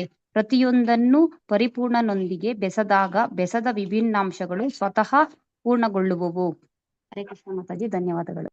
ಧನ್ಯವಾದಗಳು ಮಾತಾಜಿ. ಎಲ್ಲರ ಹತ್ರ ಬುಕ್ಸ್ ಇದೆಯಾ? ವಿಶ್ವಪರಿಷತ್ತು, ಹರೇ ಕೃಷ್ಣ ಪುಸ್ತಕ ಇದೆಯಾ ನಿಮ್ಮ ಹತ್ರ? ಹಾ ಮಾತಾಜಿ, ಪುಸ್ತಕ ಇದೆ. ಮಾತಾಜಿ. ಇಲ್ಲಿ ಒಂದು ಶೀಟ್ ಅಂದ್ರೆ ಒಂದು ಪೇಜ್ ಅದು ಮಿಸ್ ಆಗಿದೆ. ಪೇಜ್ ನಂಬರ್ 2 ಇಲ್ಲಿ ಮಿಸ್ ಆಗ್ಬಿಟ್ಟಿದೆ. 1 ಮತ್ತೆ ಅದನ್ನ ಡೈರೆಕ್ಟ್ ಆಗಿ 3 ಹೋಗ್ತಾ ಇದೆ. ಹಾಗಾಗಿ ಕೇಳಿದೆ. ಓಕೆ, ಇಲ್ಲಿ ಪರಿಪೂರ್ಣ ಅನ್ನುವಂಥದ್ದನ್ನ ಹೇಳ್ತಾ ಇದ್ದಾರೆ. ಭಗವಂತ ಅವನು ಎಷ್ಟು ಪರಿಪೂರ್ಣ ಅಂತ, ಅಥವಾ ಅವನು ಪರಮ ಸತ್ಯ, ಅವನು ದೇವೋತ್ತಮ ಪರಮ ಪುರುಷ ಅನ್ನುವಂಥದ್ದು. ನಿರಾಕಾರ ಬ್ರಹ್ಮ. ಮತ್ತೆ ಇಲ್ಲಿ ಸಾಕ್ಷಾತ್ಕಾರದಲ್ಲಿ 3 ರೀತಿಯಲ್ಲಿ ಸಾಕ್ಷಾತ್ಕಾರಗಳನ್ನ ಹೇಳ್ತಾರೆ. ಭಗವದ್ಗೀತೆಯಲ್ಲಿ ನೀವು ಈಗಾಗಲೇ ತಿಳ್ಕೊಂಡಿರ್ತೀರಾ. ಯಾವ್ದು ಆ 3 ರೀತಿಯ ಸಾಕ್ಷಾತ್ಕಾರಗಳು? ಹರೇ ಕೃಷ್ಣ.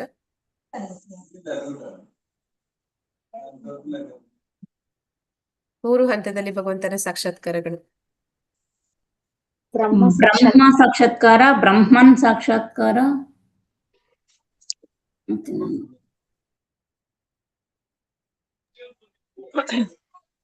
ಬ್ರಹ್ಮನ್ ಸಾಕ್ಷಾತ್ಕಾರ, ಪರಮಾತ್ಮ ಸಾಕ್ಷಾತ್ಕಾರ, ಮತ್ತೆ ಭಗವಾನ್ ಸಾಕ್ಷಾತ್ಕಾರ ಅಂತ. ಇದಕ್ಕೆ ಒಂದು ಉದಾಹರಣೆ ಯಾವ್ದು ಕೊಟ್ಟಿದ್ರು ಅಲ್ಲಿ?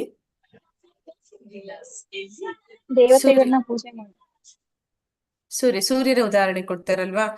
ಸೂರ್ಯ ಅನ್ನುವಂಥದ್ದು ನಾವು ದೂರದಿಂದ ನೋಡ್ತೀವಿ, ಅದು ಒಂದು ಬೆಳಕು ಶಾಖ ಅಷ್ಟೇ ಕಾಣ್ತಿದ್ದಾಗ ಅದು ನಿರಾಕಾರ ಸಾಕ್ಷಾತ್ಕಾರ, ಅಂದ್ರೆ ಬ್ರಹ್ಮನ್ ಸಾಕ್ಷಾತ್ಕಾರ. ಮತ್ತೆ ಅದರ ಹತ್ತಿರ ಹೋದಾಗ ನಮ್ಗೆ ಗೊತ್ತಾಗುತ್ತೆ ಅದು ತುಂಬಾ ಅತಿ ದೊಡ್ಡದಾದಂತಹ ಒಂದು ಎಲ್ಲ ಗ್ರಹಗಳಿಗಿಂತ ದೊಡ್ಡದಾದಂತಹ ಒಂದು ಬೆಂಕಿಯ ಉಂಡೆ ಅಂತ. ಆ ಒಂದು ರೂಪವನ್ನ ನಾವು ಪರಮಾತ್ಮ ಸಾಕ್ಷಾತ್ಕಾರ ಅಂತ ಕರಿತೀವಿ. ಇನ್ನು ಹತ್ತಿರ ಹೋದಾಗ ಭಗವಾನ್ ಸಾಕ್ಷಾತ್ಕಾರ. ಅಲ್ಲಿ ಜೀವಿಗಳಿದ್ದಾರೆ. ಆ ಜೀವಿಗಳನ್ನೆಲ್ಲ, ಅಂದ್ರೆ ಈ ಭೌತಿಕ ಜಗತ್ತನ್ನ ಯಾರಾದ್ರೂ ಒಬ್ಬ ಚಕ್ರವರ್ತಿ ಆಳ್ತಾ ಇದ್ರೆ, ಯುಧಿಷ್ಠಿರ ಮಹಾರಾಜ ಆಳ್ತಿದ್ರೆ ಅವನು ಈ ಒಂದು ಭೂಮಂಡಲಕ್ಕೆ ಅವನು ಅಧಿಪತಿ ಆಗಿರ್ತಾನೆ. ಅದೇ ರೀತಿ ಆ ಸೂರ್ಯ ಮಂಡಲದಲ್ಲಿ ಅನೇಕ ಜೀವಿಗಳು ಇದ್ದಾರೆ. ಆ ಜೀವಿಗಳಿಗೆಲ್ಲ ರಾಜ, ಅಧಿಪತಿ ಯಾರು ಅಂತಂದ್ರೆ ವಿವಸ್ವಾನ್. ಹಾಗೆ ಅಲ್ಲಿ ಒಬ್ಬ ವ್ಯಕ್ತಿ ಇದ್ದಾನೆ. ಈ ರೀತಿ 3 ಹಂತಗಳಲ್ಲಿ ಸಾಕ್ಷಾತ್ಕರಿಸಿಕೊಳ್ಳುವಂಥದ್ದು. ಭಗವಂತನು ಕೂಡ ಹಾಗೆ ಅವನಿಂದ ಹೊರಹೊಮ್ಮುತ್ತಿರುವಂತಹ ಈ ಪ್ರಭೆ ಏನಿದೆ, ಬೆಳಕೇನಿದೆ, ಆ ಬ್ರಹ್ಮಜ್ಯೋತಿ, ಅಲ್ಲಿವರೆಗೂ ಸಾಕ್ಷಾತ್ಕಾರ ಆದಂತವ್ರು ಬ್ರಹ್ಮನ್ ಸಾಕ್ಷಾತ್ಕಾರವನ್ನ ಹೊಂದಿದ್ದಾರೆ. ಮತ್ತೆ ಅದರಿಂದ ಆಚೆ ಹೋಗಿ ಯೋಗಿಗಳು ಏನ್ ಮಾಡ್ತಾರೆ, ತಪಸ್ಸನ್ನ ಮಾಡಿ ಹೃದಯದಲ್ಲಿ ಪರಮಾತ್ಮನನ್ನ, ಅವನ ರೂಪವನ್ನ ಕಾಣ್ತಾರೆ. ಅದನ್ನ ನಾವೇನಂತ ಕರಿತೀವಿ? ಪರಮಾತ್ಮ ಸಾಕ್ಷಾತ್ಕಾರ ಅಂತ ಕರಿತೀವಿ. ನಂತರ ಕೃಷ್ಣ ದೇವೋತ್ತಮ ಪರಮ ಪುರುಷ, ಅವನೇ ನಿಜವಾದ ಒಂದು ದೇವೋತ್ತಮ ಪರಮ ಪುರುಷ ಅನ್ನೋದನ್ನ ತಿಳಿದಾಗ ಅದನ್ನ ಭಗವಾನ್ ಸಾಕ್ಷಾತ್ಕಾರ ಅಂತ ಕರೀತಾರೆ. ಇದಕ್ಕೆ ಒಂದು ಉದಾಹರಣೆ ಪ್ರಭುಪಾದರು ಏನ್ ಕೊಡ್ತಿದ್ರು ಅಂದ್ರೆ, ಒಂದು ಜಾಮೂನ್ನ ಒಂದು ಉದಾಹರಣೆ ಕೊಡ್ತಿದ್ರು. ಈಗ ನಿಮ್ ಮನೆಯಲ್ಲಿ ಜಾಮೂನ್ ಮಾಡಿದ್ದೀರಾ, ನಿಮ್ ಮನೆಯಲ್ಲಿ ಇರೋರು ನಿಮ್ಮ ಹಸ್ಬೆಂಡ್ ಅನ್ಕೊಳ್ಳಿ, ಅವರು ಹೊರಗಡೆ ಕೆಲಸಕ್ಕೆ ಹೋಗಿದ್ದಾರೆ, ಮನೆಗೆ ಬರ್ತಾರೆ. ಬಾಗಿಲ ಹತ್ರ ಬಂದಿದ್ ಕೂಡ್ಲೆ ಅವ್ರಿಗೆ ಗೊತ್ತಾಗುತ್ತೆ ನಿಮ್ಮ ಮನೇಲಿ ಜಾಮೂನ್ ಮಾಡಿದೀರಾ ಅಂತ. ಹೇಗ್ ಗೊತ್ತಾಗುತ್ತೆ? ವಾಸನೆ ಸ್ಮೆಲ್ಲಿಂದ ಮತ್ತೆ. ಆ ಸ್ಮೆಲ್ಲಿಂದ ಗೊತ್ತಾಗುತ್ತೆ. ಅಂದ್ರೆ ಅವ್ರು ನೋಡಿಲ್ಲ, ಜಾಮೂನ್ ನೋಡಿಲ್ಲ, ಆದ್ರೆ ಸ್ಮೆಲ್ಲಿಂದಾನೇ ತಿಳ್ಕೊತಾರೆ. ಹಾಗೆ ಈ ಒಂದು ಮೊದಲ ಒಂದು ಸಾಕ್ಷಾತ್ಕಾರ ಏನಿದೆ, ಬ್ರಹ್ಮನ್ ಸಾಕ್ಷಾತ್ಕಾರ ಅನ್ನುವಂಥದ್ದು, ಅದು ಭಗವಂತನ ಶಕ್ತಿಗಳ ಅನುಭವ. ಅಂದ್ರೆ ಭಗವಂತನ ಶಕ್ತಿಗಳ ಅನುಭವ ಆದಾಗ ಭಗವಂತ ಇದ್ದಾನೆ, ಎಲ್ಲ ಸೃಷ್ಟಿಯಾಗಿದೆ, ಭಗವಂತ ಇದ್ದಾನೆ ಅನ್ನುವಂಥದ್ದನ್ನ ತಿಳ್ಕೊತಾರೆ. ಅದನ್ನ ಬ್ರಹ್ಮನ್ ಸಾಕ್ಷಾತ್ಕಾರ ಅಂತ ಹೇಳ್ತಾರೆ. ನಂತರ ನಿಮ್ಮ ಯಜಮಾನ್ರು ಕಿಚನ್ಗೆ ಬರ್ತಾರೆ, ಜಾಮೂನ್ ನೋಡ್ತಾರೆ, ಅವ್ರ ಕಣ್ಣ ಮುಂದೆ ಕಾಣುತ್ತೆ, ಅದನ್ನೇ ಪರಮಾತ್ಮ ಸಾಕ್ಷಾತ್ಕಾರ ಅಂತ ಹೇಳ್ತಾರೆ. ಯೋಗಿಗಳು ಅವರ ಹೃದಯದಲ್ಲಿ ಭಗವಂತನ ರೂಪವನ್ನ ಕಾಣ್ತಾರೆ. ಒಂದು ತಪಸ್ಸಿನ ಮೂಲಕ ಸಮಾಧಿ ಸ್ಥಿತಿಯಲ್ಲಿ ಅವರು ಭಗವಂತನ ರೂಪವನ್ನ ನೇರವಾಗಿ ನೋಡ್ತಾರೆ. ಅದನ್ನ ಪರಮಾತ್ಮ ಸಾಕ್ಷಾತ್ಕಾರ ಅಂತ ಹೇಳ್ತಾರೆ. ನಂತರ ನಿಮ್ಮ ಹಸ್ಬೆಂಡ್ ಏನ್ ಮಾಡ್ತಾರೆ, ಆ ಜಾಮೂನನ್ನ ಎತ್ತಿ ಅವ್ರ ಬಾಯಿಗೆ ಹಾಕೋತಾರೆ. ಏನಾಗುತ್ತೆ? ಏನನ್ಸತ್ತೆ ಅವ್ರಿಗೆ? ತೃಪ್ತಿ. ಅವ್ರಿಗೆ ಅದ್ರ ಒಂದು ಅನುಭವ ಖುಷಿ ಆಗತ್ತೆ ಅಲ್ವಾ, ಆನಂದ ಸಿಗುತ್ತೆ. ಆ ರುಚಿ, ಅದರ ಒಂದು ಟೇಸ್ಟ್ ಅವರು ಆನಂದಿಸ್ತಾರೆ. ಹಾಗೆ ಯಾರು ಭಕ್ತರಿರ್ತಾರೆ ಅವರು ಭಗವಂತನ ರೂಪವನ್ನಷ್ಟೇ ನೋಡೋದಲ್ಲ, ಅವನ ಜೊತೆ ಸಂಪರ್ಕವನ್ನೇ ಏರ್ಪಡಿಸ್ಕೋತಾರೆ. ಅವನ ಜೊತೆ ವ್ಯಕ್ತಿಯವನು, ಆ ವ್ಯಕ್ತಿಯ ಜೊತೆಯಲ್ಲಿ ಅವರು ಪ್ರೇಮ ವಿನಿಮಯವನ್ನ, ರಸ ವಿನಿಮಯಗಳನ್ನ ಇಟ್ಕೋತಾರೆ. ಅದರಿಂದ ಅವ್ರಿಗೆ ಏನ್ ಸಿಗುತ್ತೆ? ಅವ್ರಿಗೆ ಆನಂದ, ಖುಷಿ ಸಿಗುತ್ತೆ, ಭಗವಂತನ ಪ್ರೇಮ ಸಿಗುತ್ತೆ. ಹಾಗಾಗಿ ಇಲ್ಲಿ 3 ಹಂತಗಳ ಸಾಕ್ಷಾತ್ಕಾರಗಳ ಬಗ್ಗೆ ಹೇಳ್ತಾ ಇದ್ದಾರೆ. ಈ ಒಂದು ಬ್ರಹ್ಮನ್ ಸಾಕ್ಷಾತ್ಕಾರ ಅನ್ನುವಂಥದ್ದು ಏನಿದೆ, ಅದು ಸತ್ ಅಂತ ಇಲ್ಲಿ ಹೇಳ್ತಾ ಇದ್ದಾರೆ. ಸಚ್ಚಿದಾನಂದ ವಿಗ್ರಹ ಭಗವಂತ. ಸತ್ ಅಂದ್ರೆ ಶಾಶ್ವತತೆ ಅನ್ನುವಂಥದ್ದು.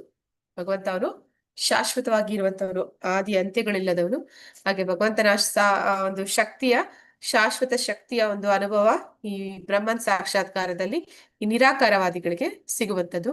ನಂತರ ಯೋಗಿಗಳಿಗೆ ಅವನ ಒಂದು ಪರಮಾತ್ಮ ಸಾಕ್ಷಾತ್ಕಾರ ಆಗುತ್ತೆ. ಅಂದ್ರೆ ಅವ್ರಿಗೆ ಏನಾಗುತ್ತೆ, ಭಗವಂತನ ಶಾಶ್ವತತೆ ಎನ್ನುವಂಥದ್ದು ಮಾತ್ರ ಅಲ್ಲ, ಅವನನ್ನ ಕಾಣುವಂತಹ ಜ್ಞಾನ, ಭಗವಂತ ಜ್ಞಾನಪೂರ್ಣ, ಅವನನ್ನ ಜ್ಞಾನದ ಮೂಲಕ ಇವರು ಅರ್ಥ ಮಾಡ್ಕೊತಾ ಇದ್ದಾನೆ. ನಂತರ ಯಾರು ಭಕ್ತರಿದ್ದಾರೆ ಅವರಿಗೆ ಭಗವಂತನ ಶಾಶ್ವತತೆಯನ್ನು ಗೊತ್ತಾಗುತ್ತೆ, ಪೂರ್ಣ ಜ್ಞಾನವನ್ನು ಕೂಡ ಭಗವಂತ ನೀಡ್ತಾನೆ. ನಂತರ ಅವರಿಗೆ ಇನ್ನೊಂದೇನು, ಆನಂದ, ಭಗವಂತನ ಜೊತೆ ಆ ರಸ ವಿನಿಮಯ ಮಾಡುವಾಗ ಆ ಪ್ರೇಮ ಅವರಿಗೆ ಸಿಗುತ್ತೆ, ಭಗವಂತನ ಪ್ರೇಮ ಸಿಗುತ್ತೆ ಭಕ್ತರಿಗೆ. ಹಾಗಾಗಿ ಅವರು ಆನಂದದ ಇನ್ನೊಂದು ಹಂತವನ್ನು ಕೂಡ ಪಡ್ಕೋತಾರೆ. ಹೀಗೆ ಸಚ್ಚಿತ್ ಆನಂದ ಅನ್ನುವಂಥದ್ದು ಯಾರು ಭಕ್ತರಿರ್ತಾರೆ ಅವರಿಗೆ ಆ ಭಕ್ತಿ ಸೇವೆಯ ಮೂಲಕ ಸಿಗುತ್ತೆ. ಇಲ್ಲಿ ಒಂದು ಪೇಜ್ ಹೋಯ್ತಲ್ವಾ?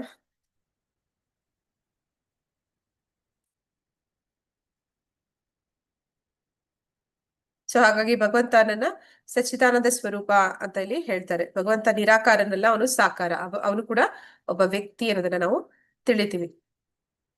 ಭಗವಂತ ಎಲ್ಲವನ್ನು ಸೃಷ್ಟಿಸಿದವನು, ಹಾಗಾಗಿ ಅವನು ಪರಿಪೂರ್ಣನಾಗಿರ್ತಾನೆ. ಮತ್ತೆ ಅವನ ಸೃಷ್ಟಿಗಿಂತ ಚಿಕ್ಕವನಾಗಿರೋದಕ್ಕೆ ಸಾಧ್ಯ ಇಲ್ಲ. ಈಗ ನಿಮ್ಮ ಮನೆಯಲ್ಲಿ ಕಿಚನ್ ಅಲ್ಲಿ ನೀವು ಅಡಿಗೆ ಮಾಡ್ತಾ ಇದ್ದೀರಿ ಅಂತಂದ್ರೆ, ನೀವು ಆ ಅಡಿಗೆಗಿಂತ, ಅಂದ್ರೆ ಅಡಿಗೆಯಲ್ಲಿ ಒಂದು ಭಾಗ ಆಗೋದಕ್ಕೆ ಸಾಧ್ಯ ಇದೆಯಾ? ಆ ಅಡಿಗೆ ಒಂದು ಭಾಗ ನೀವಲ್ಲ ಅಲ್ವಾ, ನೀವ್ ಅದರಿಂದ ಆಚೆ ಇದ್ದೀರಲ್ವಾ? ಹರೇ ಕೃಷ್ಣ. ಈಗ ನೀವು ಕೇಸರಿ ಬಾತ್ ಮಾಡ್ತಾ ಇದ್ದೀರಿ, ನೀವೇ ಕೇಸರಿ ಬಾತ್ ಆಗ್ತೀರಾ? ಹಾಗೆ ಭಗವಂತ ಈ ಭೌತಿಕ ಜಗತ್ತನ್ನ ಸೃಷ್ಟಿ ಮಾಡ್ತಿರ್ಬೇಕಾದ್ರೆ ಅವನು ಈ ಭೌತಿಕ ಜಗತ್ತಿನ ಒಂದು ಭಾಗ ಅಲ್ಲ, ಅವನು ಅದರಿಂದ ಆಚೆ ಇದ್ದಾನೆ, ಅದಕ್ಕಿಂತ ಹೊರಗಡೆ ಇದ್ದಾನೆ. ಮತ್ತೆ ಅವನು ಅದಕ್ಕಿಂತ ಕಡಿಮೆ ಅಂತ ಹೇಳಕ್ಕಾಗಲ್ಲ, ಅವನು ಅದಕ್ಕಿಂತ ಹೆಚ್ಚು ಅಂತಾನೆ ಹೇಳ್ಬೇಕು, ಯಾಕಂದ್ರೆ ಅದರ ಸೃಷ್ಟಿ ಅವನು ಮಾಡ್ತಾ ಇದ್ದಾನೆ. ಸೊ ಹೀಗೆ ಭಗವಂತ ಅವನು ನಮ್ಮ ಅನುಭವಕ್ಕೆ ಒಳಪಟ್ಟಂಥದ್ದು, ನಮ್ಮ ಅನುಭವಗಳಿಗೆ ಮೀರಿದಂಥದ್ದು ಎಲ್ಲವನ್ನೂ ಕೂಡ ತಿಳಿದವನಾಗಿದ್ದಾನೆ, ಎಲ್ಲವನ್ನೂ ಕೂಡ ಪರಿಪೂರ್ಣವಾಗಿ ತಿಳಿದವನಾಗಿದ್ದಾನೆ. ಹಾಗಾಗಿ ಅವನು ಎಲ್ಲರಿಗಿಂತ ದೇವೋತ್ತಮ ಪರಮಪುರುಷ ಅನ್ನೋದನ್ನ ನಾವು ತಿಳಿಬೇಕಾಗುತ್ತದೆ. ಮತ್ತೆ ದೇವೋತ್ತಮ ಪರಮಪುರುಷನಿಗೆ ಅನೇಕ ಶಕ್ತಿಗಳು ಇದೆ. ಅವನಲ್ಲಿ ಬಹಿರಂಗ ಶಕ್ತಿ, ಅಂತರಂಗ ಶಕ್ತಿ, ತಟಸ್ಥ ಶಕ್ತಿ, ಮತ್ತೆ ಅಚಿತ್ಯ ಭೇದ ಶಕ್ತಿ, ಹೀಗೆ ಅನೇಕ ಶಕ್ತಿಗಳನ್ನ ಅವನು ಪಡ್ಕೊಂಡಿದ್ದಾನೆ.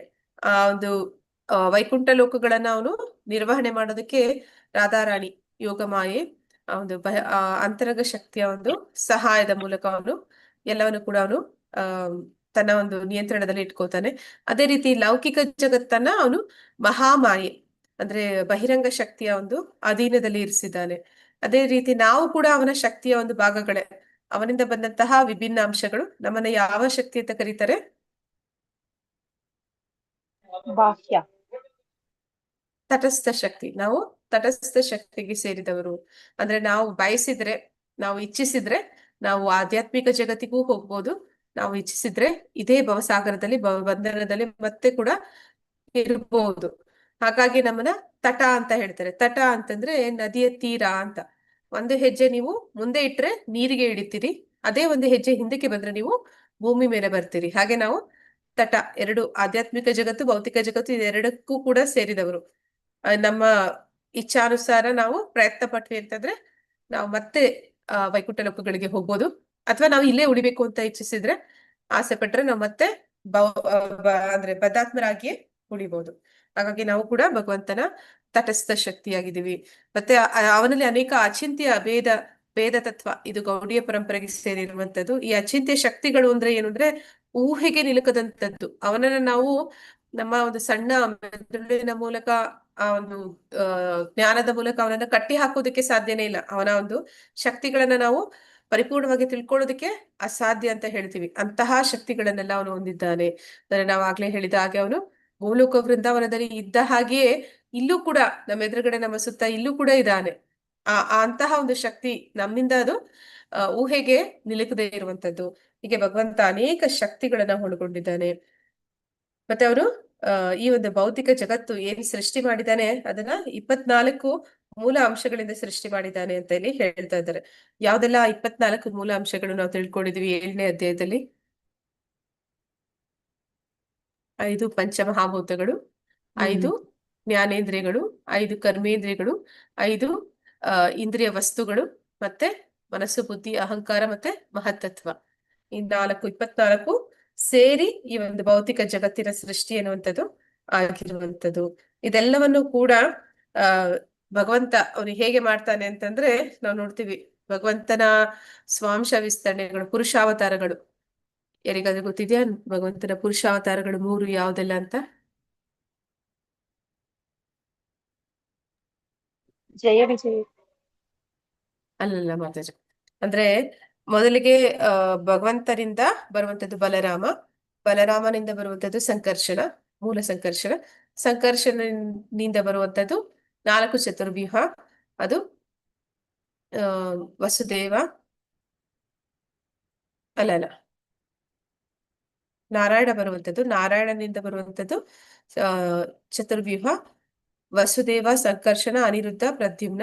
ನಂತರ ಅವನಿಂದ ಬರುವಂತದ್ದು ಮತ್ತೆ ನಾರಾಯಣನಿಂದ ಬರುವಂತದ್ದು ಮತ್ತೆ 4 ಚತುರ್ವ್ಯೂಹ. ಆ ಸಂಕರ್ಷಣನಿಂದ ಬರುವಂತದ್ದು ಈ ಒಂದು ಪುರುಷಾವತಾರಗಳು, ಕಾರಣೋದಕ ಶಾಯಿ ವಿಷ್ಣು, ಅವನಿಂದ ಗರ್ಭೋದಕ ಶಾಯಿ ವಿಷ್ಣು, ಅವನಿಂದ ಕ್ಷೀರೋದಕ ಶಾಯಿ ವಿಷ್ಣು ಅಂತ. ಕಾರಣೋದಕ ಶಾಯಿ ವಿಷ್ಣು ಅವನು ಕಾರಣ ಸಾಗರದಲ್ಲಿ ಪವಡಿಸಿರ್ತಾನೆ. ಅವನ ರೋಮಕೂಪಗಳಿಂದ ಅನೇಕ ಬ್ರಹ್ಮಾಂಡಗಳು ಸಾಸಿವೆ ಕಾಳಿನ ಹಾಗೆ ಅವನ ದೇಹದಿಂದ ಬರ್ತವೆ, ಚರ್ಮದಿಂದ ಬರ್ತವೆ. ಅವೆಲ್ಲವೂ ಕೂಡ ದೊಡ್ಡದಾಗಿ ಬೆಳೀತವೆ. ಅನೇಕ ಕಾಲದ ನಂತರ ಅದರಲ್ಲಿ ಏನಾಗುತ್ತೆ, ಭಗವಂತ ಅವನ ಇಚ್ಛಿಸಿದ್ರೆ ಆ ಒಂದು ಬ್ರಹ್ಮಾಂಡಗಳ ಮೇಲೆ ತನ್ನ ಕಣ್ಣನ್ನ ಹಾಯಿಸ್ತಾನೆ. ಭಗವಂತ ಐಕ್ಷತಃ ಅಂತ ಹೇಳ್ತಾರೆ. ಅಂದ್ರೆ ಈಕ್ಷತಃ ಅಂತಂದ್ರೆ ಅವನು ಬರೀ ಕಣ್ಣಿನ ಮೂಲಕನೇ ಗರ್ಭದಾನ ಮಾಡ್ತಾನೆ ಅಂತ. ಅಂದ್ರೆ ಅನೇಕ ಜೀವಿಗಳನ್ನ ಅವನು ಆ ಒಂದು ಬ್ರಹ್ಮಾಂಡದ ಒಳಗಡೆ ಇರಿಸ್ತಾನೆ. ಆಗ ಆ ಸೃಷ್ಟಿ ಎನ್ನುವಂಥದ್ದು ಆ ಒಂದು ಬ್ರಹ್ಮಾಂಡದಲ್ಲಿ ಪ್ರಾರಂಭ ಆಗುತ್ತೆ. ಅಲ್ಲಿ ಇದ್ದಂತಹ ಜೀವಿಗಳು ಅವರ ಕರ್ಮಗಳಿಗೆ ಮತ್ತೆ ಅವರ ಒಂದು ಸ್ವಭಾವಕ್ಕೆ ಅನುಗುಣವಾಗಿ ಬೇರೆ ಬೇರೆ ರೂಪಗಳನ್ನ, ದೇಹಗಳನ್ನ ಪಡಿತಾರೆ. ನಂತರ ಅವರು ಕಾರ್ಯಪ್ರವೃತ್ತರಾಗ್ತಾರೆ. ಹೀಗೆ ಇದೆಲ್ಲವನ್ನು ಕೂಡ ಭಗವಂತ ಅವನು ಮಾಡ್ತಾ ಇದ್ದಾನೆ. ಇಷ್ಟೆಲ್ಲ ಅವನು ಸೃಷ್ಟಿಯನ್ನ ಅವನು ಮಾಡ್ತಾನೆ. ಮತ್ತೆ ಸೃಷ್ಟಿ ಆದ ನಂತರ ಏನ್ ಮಾಡ್ತಾನೆ, ಅವನ ಇಚ್ಛೆಗೆ ಅನುಗುಣವಾಗಿ ಅವನು ಅದನ್ನ ವಿಲೀನ ಮಾಡ್ತಾನೆ, ಅದನ್ನ ನಾಶ ಕೂಡ ಮಾಡ್ತಾನೆ. ಇದೆಲ್ಲವೂ ಕೂಡ ಭಗವಂತನ ಶಕ್ತಿಗಳು. ಅದ್ರಲ್ಲಿ ಭಗವಂತ ನಮ್ಮನ್ನ ಯಾಕೆ ಸೃಷ್ಟಿ ಮಾಡಿದ್ದಾನೆ, ಯಾಕೆ ಬ್ರಹ್ಮಾಂಡವನ್ನ ಸೃಷ್ಟಿ ಮಾಡ್ತಾನೆ, ಇಲ್ಲಿ ನಮ್ಮನ್ನ ಇರಿಸ್ತಾನೆ ಈ ಭೌತಿಕ ಜಗತ್ತಿನಲ್ಲಿ? ಯಾವ ಕಾರಣಕ್ಕಾಗಿ ಬ್ರಹ್ಮಾಂಡವನ್ನ ಮಾಡಿದ್ದಾನೆ? ಲೌಕಿಕ ಜಗತ್ತು, ಈ ಭೌತಿಕ ಜಗತ್ತನ್ನ ಭಗವಂತ ಯಾಕೆ ಮಾಡಿದ್ದಾನೆ?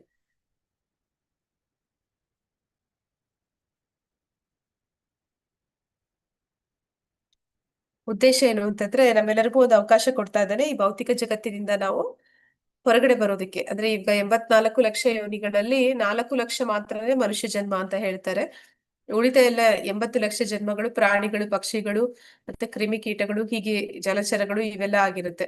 ಆದ್ರೆ ಅದನ್ನೆಲ್ಲ ದಾಟಿ ಮನುಷ್ಯ ಜನ್ಮ ನಮ್ಗೆ ಕೊಡುವಂತದ್ದು ಅದರ ಉದ್ದೇಶ ಏನು ಅಂತಂದ್ರೆ ನಾವು ಭಗವಂತನ ಭಕ್ತಿಯನ್ನ ಮಾಡಿ ಆ ಜ್ಞಾನವನ್ನ ಪಡ್ಕೊಂಡು ನಮ್ಮ ಏನೆಲ್ಲ ನಾವು ತಪ್ಪು ಮಾಡಿ ಇಲ್ಲಿ ಸಿಕ್ಕಾಕೊಂಡಿದೀವಿ ಆ ತಪ್ಪುಗಳನ್ನ ಸರಿಪಡಿಸ್ಕೊಂಡು ಮತ್ತೆ ಅವನ ಹತ್ರಕ್ಕೆ ಹೋಗ್ಬೇಕು ಅನ್ನುವಂಥದ್ದು ಭಗವಂತನ ಉದ್ದೇಶ. ಹಾಗಾಗಿ ಅದಕ್ಕಾಗಿ ಈ ಒಂದು ಭೌತಿಕ ಜಗತ್ತಿನಲ್ಲಿ ನಮ್ಗೆ ಒಂದು ಅವಕಾಶವನ್ನ ಭಗವಂತ ಕೊಟ್ಟಿದ್ದಾನೆ. ಅದಕ್ಕಾಗಿ ಅವನು ಏನ್ ಸೃಷ್ಟಿಯನ್ನ ಮಾಡಿದ್ದಾನೆ ಆ ಒಂದು ಜಗತ್ತು ಅದು ಕೂಡ ಪರಿಪೂರ್ಣವಾದದ್ದು. ನಾಳೆ ಮುಂದುವರಿಸೋಣ. ಹರೇ ಕೃಷ್ಣ. ಇನ್ನು ತುಂಬಾ ವಿಷಯ ಇದೆ ಇದ್ರಲ್ಲಿ, ಸ್ವಲ್ಪನೇ ಪ್ಯಾರಾಗ್ರಾಫ್ ಕಾಣಿಸಿದ್ರು, ವಿಚಾರ ಜಾಸ್ತಿ ಇದೆ. ಇಲ್ಲಿಗೆ ನಿಲ್ಸಲ್ವಾ? ಹಾ ಮಾತಾಜಿ. ದೇವೋತ್ತಮ ವಾಂಛಾಕಲ್ಪತರುಭ್ಯಶ್ಚ ಕೃಪಾ ಸಿಂಧುಭ್ಯ ಏವ ಚ ಪತಿತನಾಂ ಪಾವನೇಭ್ಯೋ ವೈಷ್ಣವೇಭ್ಯೋ ನಮೋ ನಮಃ. ಅನಂತ ಕೋಟಿ ವೈಷ್ಣವ ಕಿ ಜಯ. ನಮಾಚಾರ್ಯ ಹರಿದಾಸ್ ಠಾಕೂರ್ ಕಿ ಜಯ. ಇಲ್ಲಿ ನಿಂತಿರುವಂತ ಎಲ್ಲ ಭಕ್ತರಿಗೂ ಜಯ. ಹರೇ ಕೃಷ್ಣ. ಧನ್ಯವಾದಗಳು. ಹರೇ ಕೃಷ್ಣ ಮಾತಾಜಿ. ಧನ್ಯವಾದ. ಧನ್ಯವಾದಗಳು ಮಾತಾಜಿ. ಹರೇ ಕೃಷ್ಣ. ಧನ್ಯವಾದಗಳು ಮಾತಾಜಿ ಎಲ್ಲರಿಗೂ. ಧನ್ಯವಾದಗಳು. ಪ್ರಭುಜಿ ಅಟೆಂಡೆನ್ಸ್ ಲಿಂಕ್ ಹಾಕಿದ್ದಾರೆ, ಆಗಿದೆಯಾ ಎಲ್ಲರದು? ಹಾಕಿದ್ದೀವಿ ಮಾತಾಜಿ. ಹಾಗಾದ್ರೆ ಎಂಡ್ ಮಾಡ್ಬೋದಾ? ಹರೇ ಕೃಷ್ಣ. ಮಾತಾಜಿ ಒಂದೆರಡು ಪ್ರಶ್ನೆಗಳಿದೆ, ಕೇಳ್ಬೋದಾ? ಹಾ ಪ್ರಭುಜಿ. ಇಲ್ಲಿ ನಾವು ಒಂದ್ ಕಡೆ ನಿರಾಕಾರ ಬ್ರಹ್ಮನ್ ಅಂತ ನಾವು ಅದ್ರ ಬಗ್ಗೆ ಉಲ್ಲೇಖ ಇದೆ. ಆದ್ರೆ ಬ್ರಹ್ಮನ್ಗೆ ಆಕಾರ ಇದೆಯಲ್ವಾ? ಅಂದ್ರೆ ಈಗ ನಾವು ಚತುರ್ಮುಖ ಬ್ರಹ್ಮ ಅಂತ ಅಂತೀವಿ, ಅದು ಒಂದು ಆಕಾರನೇ ಅಲ್ವಾ ಅದು? ಪ್ರಭುಜಿ ಇಲ್ಲಿ ಬ್ರಹ್ಮನ್ ಅಂತ ಕರೆಯುವಂತದ್ದು ಏನನ್ನ ಅಂತಂದ್ರೆ ಇಡೀ ಬ್ರಹ್ಮಾಂಡವನ್ನ ಕೂಡ ಬ್ರಹ್ಮನ್ ಅಂತ ಕರೀತಾರೆ. ಮತ್ತೆ ಇಲ್ಲಿ ಹೇಳ್ತಾ ಇರುವಂತದ್ದು ಚತುರ್ಮುಖ ಬ್ರಹ್ಮ ಅದಲ್ಲ. ಇಲ್ಲಿ ಹೇಳ್ತಾ ಇರುವಂತದ್ದು ಬ್ರಹ್ಮನ್ ಅಂತಂದ್ರೆ ಭಗವಂತನಿಂದ ಬರ್ತಿರುವಂತ ಪ್ರಭೆ ಅದೇನಿದೆ, ಬ್ರಹ್ಮಜ್ಯೋತಿ ಏನಿದೆ ಅದನ್ನು ಬ್ರಹ್ಮನ್ ಅಂತಾನೆ ಕರೀತಾರೆ. ಸೊ ಬ್ರಹ್ಮನ ಬೆಳಕು ಏನಿದೆ, ಕೋರೈಸುವ ಬೆಳಕು ಭಗವಂತನಿಂದ ಬರ್ತಿರುವಂತದ್ದು, ಅದಕ್ಕೆ ಯಾವುದೇ ರೂಪ ಇಲ್ಲ. ರೂಪ ಇದೆಯಾ ಬೆಳಕಿಗೆ? ಇಲ್ಲ. ಹಾಗೆ ಅವ್ರು ಮಾತಾಡ್ತಾ ಇರುವಂತದ್ದು ಚತುರ್ಮುಖ ಬ್ರಹ್ಮ ಅಲ್ಲ. ಸೊ ಅವ್ರು ಹೇಳ್ತಾ ಇರುವಂತದ್ದು ನಿರಾಕಾರ ಬ್ರಹ್ಮ ಅಂತಂದ್ರೆ ಅದು ಬ್ರಹ್ಮಜ್ಯೋತಿ. ಸರಿ ಮಾತಾಜಿ, ಆಯ್ತು. ಮತ್ತೆ ಈಗ ಕಲಿಯುಗದಲ್ಲಿ ನಮ್ಗೆ ಬುದ್ಧಿಶಕ್ತಿ ಮತ್ತೆ ಜ್ಞಾಪಕ ಶಕ್ತಿ ಕಡಿಮೆ ಇದೆ ಅಂತ ಹೇಳಿ, ಅದು ಯಾವ ಉದ್ದೇಶಕ್ಕೋಸ್ಕರ ನಮ್ಗೆ ಜ್ಞಾಪಕ ಶಕ್ತಿ ಆಗಲಿ ಅಥವಾ ಬುದ್ಧಿಶಕ್ತಿ ಕಡಿಮೆ ಆಯ್ತು, ಅಥವಾ ಅದು ಯಾವ ಕಾರಣಕ್ಕೋಸ್ಕರ? ಅಂದ್ರೆ ಮೊದಲು ಕಲಿಯುಗದಲ್ಲಿ ಮುಂಚೆ ಹೆಚ್ಚು ಅವ್ರಿಗೆ ಬುದ್ಧಿಶಕ್ತಿ ಮತ್ತೆ ಜ್ಞಾಪಕ ಶಕ್ತಿ ಜಾಸ್ತಿ ಇತ್ತು ಅಂತ ಹೇಳ್ತಾ ಇದ್ವಿ. ಈಗ ಉಲ್ಲೇಖ ಒಂದು ಯಾವ್ದೋ ಮೊದಲನೇ ಶ್ಲೋಕದಲ್ಲಿ ಅಥವಾ ಏನೋ ಬಂತು. ಯಾಕೆ ಆತರ ಆಗಿದೆ ಅಂತ ಹೇಳಿ? ಆದ್ರೆ ಪ್ರಭುಜಿ ಆಯಾ ಯುಗ ಧರ್ಮಗಳಿಗೆ ಅನುಗುಣವಾಗಿ ಒಂದು ಜೀವಿಗಳ ಆಯಸ್ಸು ಅನ್ನುವಂಥದ್ದು ಬೇರೆ ಬೇರೆ ರೀತಿ ಇರುತ್ತೆ. ಈಗ ನಾವು ನೋಡ್ತೀವಿ ಸತ್ಯಯುಗದಲ್ಲಿ 1,00,000 ವರ್ಷಗಳು ಒಬ್ಬ ವ್ಯಕ್ತಿ ಬದುಕಿರ್ತಾ ಇದ್ದಂತೆ. ಅವನ ಒಂದು ಮಿನಿಮಮ್ ಆಯಸ್ಸೇ 1,00,000 ಅಂತಂದ್ರೆ, ಈಗ ನಾವು ನೋಡ್ತೀವಿ ರತ್ನಾಕರ ಅಂತಂದ್ರೆ ವಾಲ್ಮೀಕಿ ಮಹಾಮುನಿಗಳು 60,000 ವರ್ಷ ಅವರು ತಪಸ್ ಮಾಡ್ತಾರೆ. ಆದ್ರೆ ಅವರ ಆಯಸ್ಸು ಅದು 1,00,000 ಇತ್ತು, ಸತ್ಯಯುಗಕ್ಕೆ ಸೇರಿದವರದು. ನಂತರ ಬರ್ತಾ ಏನಾಗುತ್ತೆ, ತ್ರೇತಾಯುಗದಲ್ಲಿ ಅವರ ಆಯಸ್ಸು 10,000ಕ್ಕೆ ಇಳಿಯುತ್ತೆ. ನಂತರ ಅವರ ಒಂದು ಆಯಸ್ಸು ದ್ವಾಪರ ಯುಗದಲ್ಲಿ 1,000 ವರ್ಷಕ್ಕೆ ಇಳಿಯುತ್ತೆ. ಆಮೇಲೆ ಏನಾಗುತ್ತೆ, ಈ ಕಲಿಯುಗದಲ್ಲಿ ನಮ್ಮ ಆಯಸ್ಸು 100 ವರ್ಷಗಳು ಅಂತ ಅಷ್ಟೇ ಹೇಳ್ತಾರೆ. ಯಾಕೆ ಅಂತಂದ್ರೆ ಇಲ್ಲಿ ಧರ್ಮ ಅನ್ನುವಂಥದ್ದು ಕಡಿಮೆ ಆಗುತ್ತೆ. ಮತ್ತೆ ಜನ ಏನ್ ಮಾಡ್ತಾರೆ, ಇಂದ್ರಿಯ ಭೋಗದ ಹಿಂದೆ ಹೋಗ್ತಾರೆ. ಹೆಚ್ಚು ಹೆಚ್ಚು ಇಂದ್ರಿಯ ಭೋಗ ಮಾಡಿದಷ್ಟು ಏನಾಗುತ್ತೆ, ಅವರ ಆಯಸ್ಸು ಕಡಿಮೆ ಆಗ್ತಾ ಹೋಗುತ್ತೆ. ಅಂದ್ರೆ ಹಿಂದಿನ ಕಾಲದಲ್ಲಿ ಜನ ಧರ್ಮವನ್ನ ಆಚರಣೆ ಮಾಡ್ತಾ ಇದ್ರು. ಯಾವ್ದೆಲ್ಲ ಧರ್ಮ ಅಂತ ಹೇಳ್ತಾರೆ, ಸತ್ಯ ಹೇಳುವಂಥದ್ದು, ದಯೆ ತೋರಿಸುವಂಥದ್ದು, ನಂತರ ತಪಸ್ಸನ್ನ ಮಾಡುವಂಥದ್ದು, ಮತ್ತೆ ಇನ್ನೇನು 4 ನಿಯಂತ್ರಕ ತತ್ವಗಳಲ್ಲಿ ಬರುವಂಥದ್ದು ಯಾವ್ದೆಲ್ಲ ಬರುತ್ತೆ? ದಯೆ ಅಂತಂದ್ರೆ ನಾವು ಪ್ರಾಣಿ ಹಿಂಸೆ ಮಾಡದೇ ಇರುವಂತದ್ದು. ನಂತರ ಮಾದಕ ದ್ರವ್ಯಗಳ ಸೇವನೆ ಮಾಡದೇ ಇರುವಂತದ್ದು ತಪಸ್ಸು. ಯಾರು ಮಾದಕ ದ್ರವ್ಯಗಳ ಸೇವನೆ ಮಾಡ್ತಾರೆ ಅವರಲ್ಲಿ ತಪಸ್ಸು ಅನ್ನುವಂಥದ್ದು ಇರೋದಿಲ್ಲ. ಯಾರು ಜೂಜಾಡ್ತಾರೆ ಅವರು ಸತ್ಯ ಹೇಳೋದಿಲ್ಲ. ಮತ್ತೆ ಇನ್ನೊಂದು ಅನೈತಿಕ ಸಂಪರ್ಕಗಳನ್ನ ಇಟ್ಕೊಳ್ಳುವಂತವ್ರಲ್ಲಿ ಶುಚಿತ್ವ ಅನ್ನೋದು ಇರೋದಿಲ್ಲ ಅಂತ. ಈ ಕಲಿಯುಗದಲ್ಲಿ ಬರ್ತಾ ಬರ್ತಾ ಈ ಎಲ್ಲ 4 ಕಡಿಮೆ ಆಗಿದೆ. 4 ಕಡಿಮೆ ಆಗಿಲ್ಲ, 3 ಅಂತೂ ಇಲ್ಲದೇ ಆಗಿದೆ. ಈಗ ಉಳ್ಕೊಂಡಿರುವಂತದ್ದು ಸ್ವಲ್ಪ ಮಾತ್ರ ಸತ್ಯ ಅನ್ನುವಂಥದ್ದು ಅಷ್ಟೇ. ಹೀಗೆ ಯಾವಾಗ ಈ ಧರ್ಮ ಕ್ಷೀಣಿಸುತ್ತೆ ಹಾಗೆ ನಮ್ಮ ಆಯಸ್ಸು ಕೂಡ ಕಡಿಮೆ ಆಗುತ್ತೆ. ಸೊ ಹಾಗಾಗಿ ಈಗ ಕಲಿಯುಗದ ಜನರ ಆಯಸ್ಸು ಸರಿಸುಮಾರು 100 ವರ್ಷ ಅಂತ ಹೇಳ್ತಾರೆ. ಆದ್ರೆ 100 ವರ್ಷ ದಾಟುವಂತದ್ದು ತುಂಬಾ ಅಪರೂಪ ನಾವು ನೋಡ್ತೀವಿ. ಎಲ್ಲರೂ ಕೂಡ 50 ದಾಟಿದ್ರ ಮೇಲೆನೆ ಅವ್ರದ್ದು ಆರಂಭ ಆಗ್ಬಿಡತ್ತೆ, ಇರ್ತಾರೆ ಇಲ್ಲಾಂದ್ರೆ ಇಲ್ದಿರ ಹೋಗ್ತಾರೆ ಅನ್ನೋ ಹಾಗೆ. ಹೀಗೆ ಈ ಆಯಸ್ಸು ಅನ್ನುವಂಥದ್ದು ಆ ರೀತಿ ಕಡಿಮೆ ಆಗಿದೆ ಪೂಜೆ. ಸರಿ ಮಾತಾಜಿ, ಅರ್ಥ ಆಯ್ತು. ಮತ್ತೆ ನಂದು ಕೊನೆ ಪ್ರಶ್ನೆ, ಮತ್ತೆ ಈಶ್ವರ ಮತ್ತೆ ಕೃಷ್ಣನ್ಗಿರುವ ವ್ಯತ್ಯಾಸ ಏನು? ಅಂದ್ರೆ ನಮ್ಗೆ ಇದುವರೆಗಿನ ತನಕ ನಮ್ಗೆ ಭಗವದ್ಗೀತೆ ಕೇಳೋದ್ಕಿಂತ ಮುಂಚೆಗೆ ನಾವು ತಿಳ್ಕೊಂಡಿದ್ದು ಅಥವಾ ಈಗಿಲ್ಲ ಅಂದ್ರೆ ಹೆಚ್ಚು ಉಲ್ಲೇಖವಾಗಿರೋಂಥದ್ದು ಈಶ್ವರನೇ ದೇವೋತ್ತಮ ಅಂತ ಹೇಳಿ, ಅಂದ್ರೆ ಉತ್ತಮ ಅಂತಂದ್ರೆ ಸರ್ವೋತ್ತಮ ಅನ್ನೋ ರೀತಿನಲ್ಲಿ ಇತ್ತು. ಅದಕ್ಕಾಗಿನೇ ನಾವು ಎಷ್ಟೋ ನೋಡಿದ್ರೆ ಈಗ ಕೃಷ್ಣನ್ ದೇವಸ್ಥಾನಗಳಾಗ್ಲಿ ಅಥವಾ ನಾರಾಯಣ ವಿಷ್ಣುವಿನ ದೇವಸ್ಥಾನಗಳಿಗಿನ್ನ ಬೇರೆ ದೇವತೆಗಳ ದೇವಸ್ಥಾನಗಳನ್ನೇ ಜಾಸ್ತಿ ನಾವು ನೋಡ್ತೀವಿ. ಯಾಕೆ ಕೃಷ್ಣನ್ ದೇವಸ್ಥಾನಗಳಾಗ್ಲಿ ಅಥವಾ ವಿಷ್ಣು ಅಥವಾ ನಾರಾಯಣನ್ ದೇವಸ್ಥಾನಗಳು ಯಾಕೆ ಜಾಸ್ತಿ ಇಲ್ಲ? ಬೇರೆ ದೇವತೆಗಳ ದೇವಸ್ಥಾನಗಳೇ ಜಾಸ್ತಿ ಇದೆ, ಅವ್ರನ್ನೇ ನಾವು ಆರಾಧನೆ ಜಾಸ್ತಿ. ಯಾಕೆ ಆತರ ಆಯ್ತು? ಹಾಗಿದ್ರೆ ದೇವೋತ್ತಮ ಪರಮಪುರುಷ ಕೃಷ್ಣ ಆದ್ರೆ ಅವ್ರದ್ದೇ ಜಾಸ್ತಿ ಇರ್ಬೇಕಾಗಿತ್ತಲ್ವಾ ದೇವಸ್ಥಾನಗಳಾಗ್ಲಿ ಅಥವಾ ಎಲ್ಲಾನು? ಯಾಕೆ? ಆದ್ರೆ ಪ್ರಭುಜಿ, ಇಲ್ಲಿ ಜನ ಯಾಕೆ ಈ ರೀತಿ ಇದ್ದಾರೆ ಅಂತಂದ್ರೆ ಅವ್ರಿಗೆ ಇಂದ್ರಿಯ ಭೋಗ ಮಾಡೋದ್ರಲ್ಲಿ ಆಸಕ್ತಿ ಜಾಸ್ತಿ ಆಯ್ತು. ಯಾರಿಗೂ ಕೂಡ ಭಗವಂತನ ಒಂದು ಜ್ಞಾನವನ್ನ ಪಡ್ಕೊಳ್ಳೋದಕ್ಕೆ ಪ್ರಯತ್ನ ಮಾಡಿಲ್ಲ. ಇನ್ನೊಂದು, ಅವ್ರಿಗೆ ಜ್ಞಾನವನ್ನು ಕೊಡುವಂತ ಜನ ಕೂಡ ಸಿಗ್ಲಿಲ್ಲ, ಅಂತಹ ಭಕ್ತರು ಹೆಚ್ಚು ಸಿಗ್ಲಿಲ್ಲ. ಅವರು ಸಿಕ್ಕಿದ್ರು ಕೂಡ ಅವರ ಒಂದು ಏನಂತ ಹೇಳ್ತಾರೆ, ಸಾಧನೆಯಲ್ಲಿ ತೊಡಗಿದ್ರೆ ಹೊರತು ಸಮಾಜದಲ್ಲಿ ಬೇರೆ ಜನರ ಮೇಲೆ ಅವ್ರಿಗೆ ನೀಡಬೇಕು ಅಂತ. ಈಗ ನಾವು ನೋಡ್ತೀವಿ, ಅನೇಕ ಜನ ಸನ್ಯಾಸ ತಗೊಳ್ತಾರೆ ಅಂದ್ರೆ ಏನ್ ಮಾಡ್ತಾರೆ, ಹಿಮಾಲಯಗಳಿಗೆ ಹೊರಟೋಗ್ತಾರೆ. ಆದ್ರೆ ಪ್ರಭುಪಾದರು ಆ ರೀತಿ ಮಾಡ್ಲಿಲ್ಲ. ಅವ್ರೇನ್ ಮಾಡಿದ್ರು, ದೇಶ ದೇಶಗಳಿಗೂ ಹೋದ್ರು, ಹಳ್ಳಿ ಹಳ್ಳಿಗಳಿಗೂ ಹೋದ್ರು, ಎಲ್ಲಾ ಕಡೆ ಒಂದು ಜಾತಿ ಭೇದ ಧರ್ಮ ಎಲ್ಲವನ್ನ ಮರೆತು ಎಲ್ಲರಿಗೂ ಕೂಡ ಎಲ್ಲಾ ಜೀವಿಗಳ ಮೇಲೆ ಅವರ ಒಂದು ಆಧ್ಯಾತ್ಮಿಕ ಉನ್ನತಿಗಾಗಿ ಅವರು ಪ್ರಯತ್ನ ಪಟ್ಟರು. ಹಾಗಾಗಿ ಈ ಒಂದು ಇಸ್ಕಾನ್ ಸಂಸ್ಥೆಯನ್ನು ಸ್ಥಾಪನೆ ಮಾಡಿದ್ರು. ಮಾಡಿದ್ಮೇಲೆ ಎಲ್ಲರಿಗೂ ತಿಳಿದಿದ್ದು, ನಮ್ಮಂತವ್ರಿಗೂ ಕೂಡ ತಿಳಿದಿದ್ದು ದೇವೋತ್ತಮ ಪರಮ ಪುರುಷ ಕೃಷ್ಣ ಅನ್ನುವಂಥದ್ದು ಅವರ ಮೂಲಕನೇ.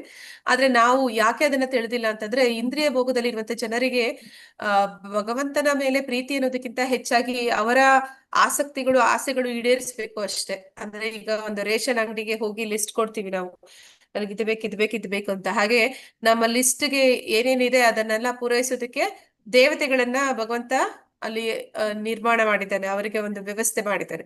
ನಾವ್ ಅವ್ರ ಹತ್ರ ಹೋಗಿ ಕೊಡ್ತೀವಿ ನಮ್ಮ ಲಿಸ್ಟ್. ನನ್ಗೆ ಮಗು ಆಗ್ಬೇಕಾ, ನನಗೆ ಮದ್ವೆ ಆಗ್ಬೇಕಾ, ಶಿವನನ್ನ ಪೂಜಿಸು, ಗೌರಿಯನ್ನ ಪೂಜಿಸು, ನನಗೆ ಹೆಚ್ಚು ಸಂಪತ್ತು ಬೇಕಾ, ಲಕ್ಷ್ಮಿಯನ್ನ ಪೂಜಿಸು. ಹೀಗೆ ದೇವತೆಗಳನ್ನೇ ಆರಾಧನೆ ಮಾಡ್ತಾ ಹೋದ್ವಿ ಹೊರತು ದೇವೋತ್ತಮ ಪರಮ ಪುರುಷ ಅಂದ್ರೆ ಯಾರು, ಮೊದಲಿಗೆ ನಾನು ಅಂದ್ರೆ ಯಾರು, ನನ್ನ ಸಂಬಂಧ ಯಾರ ಜೊತೆ ಶಾಶ್ವತವಾದದ್ದು, ಮತ್ತೆ ನನ್ನ ಬದುಕು, ನನ್ನ ಜೀವನ, ನನ್ನ ದೇಹ, ಇದೆಲ್ಲವೂ ಕೂಡ ಏನು ಅನ್ನೋದನ್ನ ನಾವು ತಿಳ್ಕೊಳ್ಳೋ ಪ್ರಯತ್ನ ಮಾಡ್ಲಿಲ್ಲ. ಮತ್ತೆ ನಮ್ಗೆ ಯಾರು ತಿಳಿಸ್ಕೊಡೋರು ಇರ್ಲಿಲ್ಲ. ಸೊ ಹಾಗಾಗಿ ಏನಾಯ್ತು, ನಾವು ದೇವತೆಗಳ ಆರಾಧನೆನೇ ಹೆಚ್ಚು ಮಾಡ್ತಾ ಹೋದ್ವಿ. ಆದ್ರೆ ಈಗ ದೇವತೆಗಳು ಏನ್ ಮಾಡ್ತಾರೆ, ನಾವು ಕೇಳ್ಕೊಂಡದನ್ನ ಅವ್ರು ಕೊಡ್ತಾರೆ. ಆದ್ರೆ ಅವ್ರು ಕೊಡೋದಕ್ಕೆ ಅದು ಕೂಡ ಅದು ಅವರದಲ್ಲ, ಅವ್ರು ಅದನ್ನ ಭಗವಂತನಿಂದಲೇ ಪಡೆದು ನಮ್ಗೆ ಕೊಡುವಂತದ್ದು. ಮತ್ತೆ ಅವ್ರು ಕೊಡುವಾಗ್ಲೂ ಕೂಡ ಯಾವ ರೀತಿ ಕೊಡ್ತಾರೆ ಅಂತಂದ್ರೆ, ಅವ್ರು ಯೋಚನೆ ಮಾಡೋದಿಲ್ಲ. ಕೇಳ್ತಾ ಇರುವಂತಹ ಭಕ್ತ ಅವನಿಗೆ ಅದು ಇದು ಕೊಟ್ರೆ ಒಳ್ಳೇದಾ ಕೆಟ್ಟದಾ ಅಂತ ಯೋಚನೆ ಮಾಡೋದಿಲ್ಲ. ಅದಕ್ಕೊಂದು ಉದಾಹರಣೆ ಪ್ರಭುಪಾದರು ಕೊಡ್ತಾರೆ. ಏನಂತ ಹೇಳ್ತಾರೆ ಅಂದ್ರೆ, ಒಂದು ಮಗುಗೆ ಜಾಂಡಿಸ್ ಬಂದಿದೆ. ತಾಯಿ ಒಳ್ಳೆ ಅಡಿಗೆ ಮಾಡ್ತಾಳೆ. ಅವಳು ಚಕ್ಲಿ, ನಿಪ್ಪಟ್ಟು ಎಲ್ಲಾ ತಿಂಡಿಗಳನ್ನ ಮಾಡಿ ಅಟ್ಟದ ಮೇಲೆ ಬಚ್ಚಿಟ್ಟಿದ್ದಾಳೆ. ದೊಡ್ಡ ಮಗಳಿಗೆ ಹೇಳ್ತಾಳೆ, ತಮ್ಮನಿಗೆ ಕೊಡ್ಬೇಡ, ಅವನಿಗೆ ಹುಷಾರಿಲ್ಲ, ಆದ್ರೆ ನಿನಗೆ ಬೇಕಿದ್ರೆ ಅದನ್ನ ತಗೊಳ್ಳೋದಕ್ಕೆ ಅವಕಾಶ ಇದೆ ಅಂತ. ಆದ್ರೆ ತಮ್ಮ ಏನ್ ಮಾಡ್ತಾನೆ, ತಾಯಿ ಇಲ್ದೇ ಇರೋ ಸಮಯದಲ್ಲಿ ಅಕ್ಕನ ಹತ್ರ ಹೋಗಿ ಹೇಳ್ತಾನೆ, ನನಗೂ ಬೇಕು, ದಯವಿಟ್ಟು ಅದನ್ನ ಎತ್ಕೊಡು ಅಂತ. ಅಕ್ಕ ಏನ್ ಮಾಡ್ತಾಳೆ, ತುಂಬಾ ಕೇಳ್ತಾ ಇದ್ದಾನಲ್ಲ ಅಂತ ಹೇಳಿ ತೆಗೆದು ಕೊಟ್ಟು ಬಿಡ್ತಾಳೆ. ಹಾಗೆ ದೇವತೆಗಳು ಅನ್ನುವಂಥದ್ದು ಅಕ್ಕ ಇದೆ ಹಾಗೆ. ಅವರು ನಮಗೆ ಆ ಒಂದು ವರಗಳು, ನಾವು ಏನ್ ಕೇಳ್ತಾ ಇದೀವಿ ಅದರಿಂದ ನಮ್ಗೆ ಒಳ್ಳೇದಾಗತ್ತಾ ಕೆಟ್ಟದಾಗತ್ತಾ ಯೋಚನೆ ಮಾಡೋದಿಲ್ಲ. ಅವ್ರು ನಮ್ಮೆಲ್ಲ ವರಗಳನ್ನ ಕೂಡ ಈಡೇರಿಸ್ತಾರೆ, ಆಸೆಗಳನ್ನ ಈಡೇರಿಸ್ತಾರೆ. ಆದ್ರೆ ದೇವೋತ್ತಮ ಪರಮಪುರುಷ ತಾಯಿ ಇದ್ದ ಹಾಗೆ, ಅವನತ್ರ ಹೋಗಿ ಕೇಳಿದ್ರೆ ಅವ್ನು ಕೊಡೋದಿಲ್ಲ. ಅವನೇನ್ ಮಾಡ್ತಾನೆ, ಮೊದಲು ನೀನು ಆರೋಗ್ಯವಂತನಾಗು, ಆಮೇಲೆ ನಾನು ನಿನ್ ಕೊಡ್ತೀನಿ ಅಂತ ಹೇಳ್ತಾನೆ. ಹಾಗೆ ನಮ್ಮಲ್ಲಿ ಏನೆಲ್ಲ ನ್ಯೂನ್ಯತೆಗಳಿದೆ ಅದನ್ನ ಮೊದಲು ತೆಗ್ದಾಕ್ತಾನೆ ಭಗವಂತ. ನಂತರ ನಮ್ಮನ್ನ ಯೋಗ್ಯರನ್ನಾಗಿ ಮಾಡಿ ಆಮೇಲೆ ನಾವು ಬಯಸಿದನ್ನ ಕೊಡ್ತಾನೆ. ಆದ್ರೆ ನಮ್ಮನ್ನ ಅದಕ್ಕೆ ಯೋಗ್ಯರನ್ನಾಗಿ ಮೊದಲು ಮಾಡ್ತಾನೆ. ಹಾಗೆ ಈ ಒಂದು ವ್ಯತ್ಯಾಸ ದೇವತೆಗಳಿಗೂ ಭಗವಂತನಿಗೂ ಇರುವಂತದ್ದು. ಯಾರಿಗೂ ಆ ಒಂದು ವಿಚಾರ ಬೇಕಾಗಿಲ್ಲ. ನಮ್ಗೆ ತತ್ಕ್ಷಣ ನಾವು ಆಸೆ ಪಟ್ಟದ್ದು ಈಡೇರ್ಬೇಕು. ಹಾಗಾಗಿ ನಾವೇನ್ ಮಾಡ್ತೀವಿ, ದೇವೋತ್ತಮ ಪರಮ ಪುರುಷನ ಮೇಲೆ ಹೆಚ್ಚು ಒಲವಿರೋದಕ್ಕಿಂತ ಜಾಸ್ತಿ ನಮ್ಗೆ ದೇವತೆಗಳ ಮೇಲೆ ಒಂದು ಆಸಕ್ತಿ ಇದೆ. ಮತ್ತೆ ಇದು ಹೀಗೆ ಮುಂದುವರಿತಾ ಹೋಯ್ತು. ಕೊನೆಗೆ ಏನಾಯ್ತು, ಆ ಒಂದು ದೇವೋತ್ತಮ ಪರಮ ಪುರುಷನ ಜ್ಞಾನ ಅನ್ನುವಂಥದ್ದು ಪರಿಪೂರ್ಣವಾಗಿ ಮರೆತು ಹೋಯ್ತು ಜನರಿಗೆ. ಅದನ್ನ ತಿಳಿಸ್ಕೊಡುವಂತವ್ರು ಕೂಡ ಇಲ್ವಾಗ್ಬಿಟ್ರು, ಹೆಚ್ಚು ಕಡಿಮೆ ಅಂದ್ರೆ ತೀರಾ ಕಡಿಮೆ ಆಗೋದ್ರು. ಯಾವಾಗ ಇಸ್ಕಾನ್ ಸಂಸ್ಥೆ ಪ್ರಾರಂಭ ಆಯ್ತು, ಮತ್ತೆ ಪ್ರಭುಪಾದರ ಒಂದು ಕರುಣೆ ಮತ್ತೆ ಭಕ್ತರ ಒಂದು ಕರುಣೆಯಿಂದ ನಮ್ಗೆ ನಮ್ಮ ಒಂದು ವಾಸ್ತವ ಸ್ಥಿತಿ, ನಾವ್ ಯಾರು, ದೇಹ ಅಲ್ಲ ಆತ್ಮ, 84 ಲಕ್ಷ ಯೋನಿಗಳಿದೆ. ಯಾಕೆ ಅದೆಲ್ಲವೂ ಕೂಡ ಬೇರೆ ಬೇರೆನಾ, ಅದನ್ನ ನಾವು ನೋಡ್ತಾ ಇದ್ವಿ. ಈಗ್ಲೂ ಕೂಡ ಜನ ಹಾಗೆ ನೋಡ್ತಾರೆ. ಪ್ರಾಣಿಗಳು, ಪಕ್ಷಿಗಳು, ಮರಗಿಡಗಳು ನೋಡಿದಾಗ ಮುಂದಿನ ಜನ್ಮದಲ್ಲಿ ಇವುಗಳಲ್ಲಿ ಒಂದು ನೀನಾಗ್ಬೋದು ಅಂದ್ರೆ ಯಾರಾದ್ರೂ ಒಪ್ತಾರ, ಸ್ವೀಕಾರ ಮಾಡ್ತಾರ, ಹೌದು ಅಂತಾರ? ಇಲ್ಲ. ಯಾಕಂದ್ರೆ ನಮ್ಗೆ ಆ ಕರ್ಮ ಸಿದ್ಧಾಂತ ಗೊತ್ತಿಲ್ಲ. ನಮ್ಗೆ ಆ ಕರ್ಮ ಸಿದ್ಧಾಂತ ಗೊತ್ತಿಲ್ಲ. ನಾವು ಮಾಡುವ ಪ್ರತಿಯೊಂದು ಕರ್ಮಕ್ಕೂ ಒಂದು ಪ್ರತಿಕ್ರಿಯೆ ಇದೆ ಅನ್ನುವಂಥದ್ದು ಗೊತ್ತಿಲ್ಲ. ಆ ಪ್ರತಿಕ್ರಿಯೆಗೆ ಅನುಗುಣವಾಗಿ ನಾನು ಬೇರೆ ಯಾವುದೇ ಜನ್ಮವನ್ನು ಪಡಿಬಹುದು, ಆದ್ರೆ ಈಗ ನನಗೆ ಮನುಷ್ಯ ಜನ್ಮ ಸಿಕ್ಕಿರುವಂತದ್ದು ಅಪರೂಪ ಅನ್ನೋದು ನಮ್ಗೆ ಗೊತ್ತಿಲ್ಲ. ಈಗ ನಮ್ಗೆ ಪ್ರಭುಪಾದರ ಒಂದು ಭಗವದ್ಗೀತೆ ಭಾಗವತಗಳ ಮೂಲಕ ನಾವು ತಿಳಿತಾ ಇದೀವಿ. ಮತ್ತೆ ನೀವು ಹೇಳಿದ ಹಾಗೆ ಶಿವನ ಆರಾಧನೆ ಯಾಕೆ ಮಾಡ್ತಾರೆ, ಶಿವನ ಆರಾಧನೆ ಯಾಕೆ ಮಾಡ್ತಾರೆ ಅಂದ್ರೆ ಭೌತಿಕ ಜಗತ್ತನ್ನ ಭಗವಂತ ಸೃಷ್ಟಿ ಮಾಡ್ತಾನೆ. ಸೃಷ್ಟಿ ಮಾಡುವಾಗ ಮಹಾಮಾಯೆ ಕೈಯಲ್ಲಿ ಕೊಟ್ಟಿದ್ದಾನೆ. ಆದ್ರೆ ಮಹಾಮಾಯೆ ಕೈಯಲ್ಲಿ ಕೊಟ್ಟಾಗ ಅವನ ಪತಿ ಶಿವ, ಹೀಗೆ ಶಿವ ಪಾರ್ವತಿನೇ ಈ ಭೌತಿಕ ಜಗತ್ತಿನ ಅಧಿಪತಿಗಳು, ಇದನ್ನ ನಿರ್ವಹಣೆ ಮಾಡ್ತಿರುವಂತವ್ರು ಅವರು. ಹಾಗಾಗಿ ಎಲ್ಲರೂ ಕೂಡ ಶಿವನನ್ನ ಪಾರ್ವತಿಯನ್ನೇ ಹೆಚ್ಚಾಗಿ ಆರಾಧನೆ ಮಾಡ್ತಾರೆ. ಆದ್ರೆ ಅವರಿಗೆ ಆ ಒಂದು ಅಧಿಕಾರ ಕೊಟ್ಟವ್ರು ಯಾರು, ಅವರ ಬಗ್ಗೆ ನಮ್ಗೆ ಯಾವ್ದು ಹೆಚ್ಚು ಜ್ಞಾನ ಇಲ್ಲ. ಸೊ ಹಾಗಾಗಿ ಇಲ್ಲಿ ಶಿವನ ಆರಾಧಕರೇ ಹೆಚ್ಚಿದ್ದಾರೆ, ಪಾರ್ವತಿ ಆರಾಧಕರು ಅಷ್ಟೇ ಇದ್ದಾರೆ.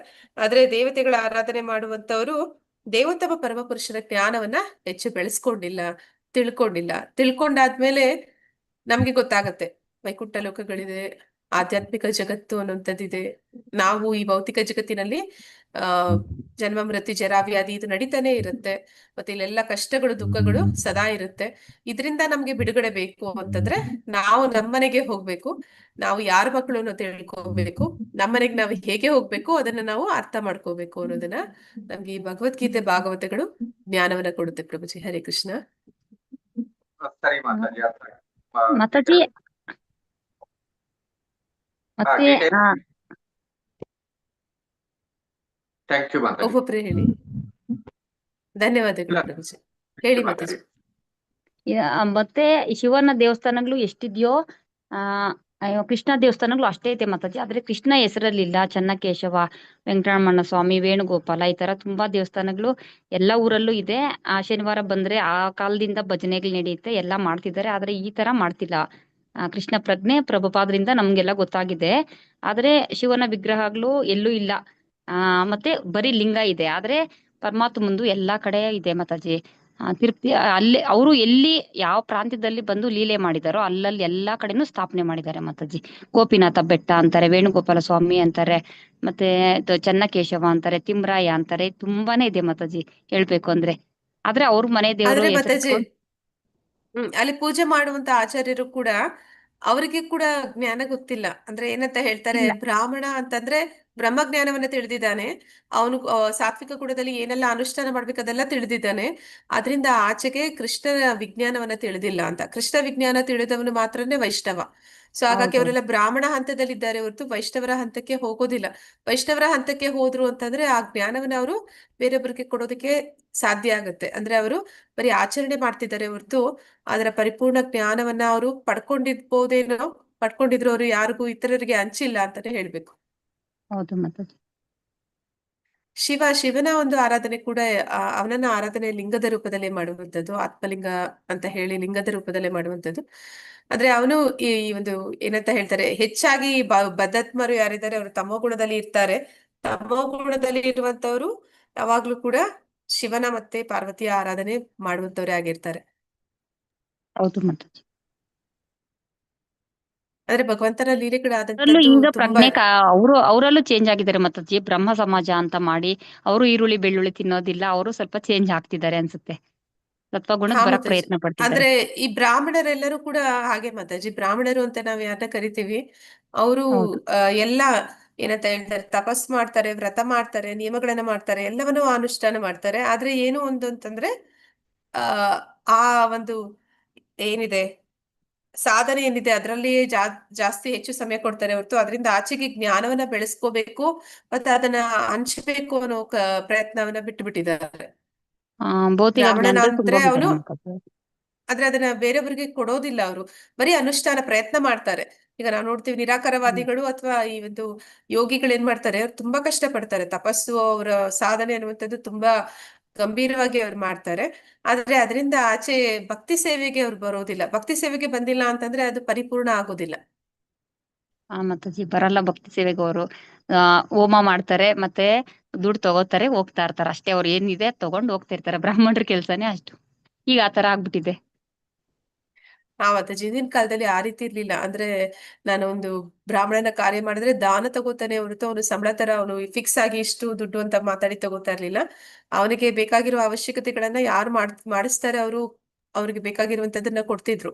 ಆದ್ರೆ ಹಣದ ರೂಪದಲ್ಲಿ ಕೊಡೋದಕ್ಕಿಂತ ಅವ್ರಿಗೆ ವ್ಯವಸ್ಥೆಗಳನ್ನ ಮಾಡ್ತಿದ್ರು.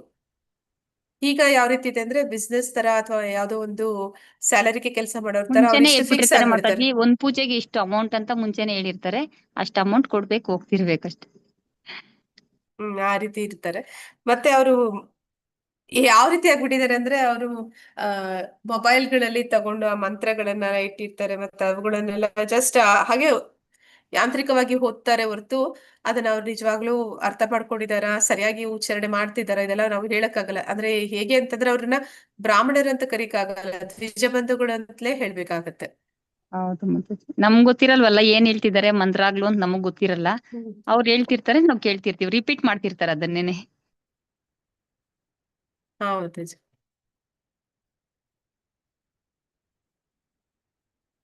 ಮತ್ತೆ ಯಾರಿಗಾದ್ರೂ ಏನಾದ್ರು ಪ್ರಶ್ನೆಗಳಿದೆಯಾ? ಹರೇ ಕೃಷ್ಣ. ನೀವೇ ಮುಂದುವರಿಸ್ತೀರಾ ಕ್ಲಾಸ್? ನಾಗವೇಣಿ ಮಾತಾಜಿ ಅವರು ಬರ್ತಾರಾ? ನೀವೇ ಮುಂದುವರಿಸ್ತೀರಾ ಮಾತಾಜಿ? ನನಗೆ ಈ ಫ್ರೈಡೇವರೆಗೂ ಹೇಳಿದ್ದಾರೆ ಮಾತಾಜಿ. ಅವರು ಶಿರಡಿಗೆ ಹೋಗಿದಾರಂತೆ, ಸ್ಯಾಟರ್ಡೆ ಬಂದ್ಬಿಡ್ತಾರಂತೆ, ಆಮೇಲೆ ಅವ್ರು ತಗೋತಾರೆ. ಸರಿ, ನೀವೇ ಧನ್ಯವಾದಗಳು. ತಗೊಳ್ಳಿ ಮಾತಾಜಿ.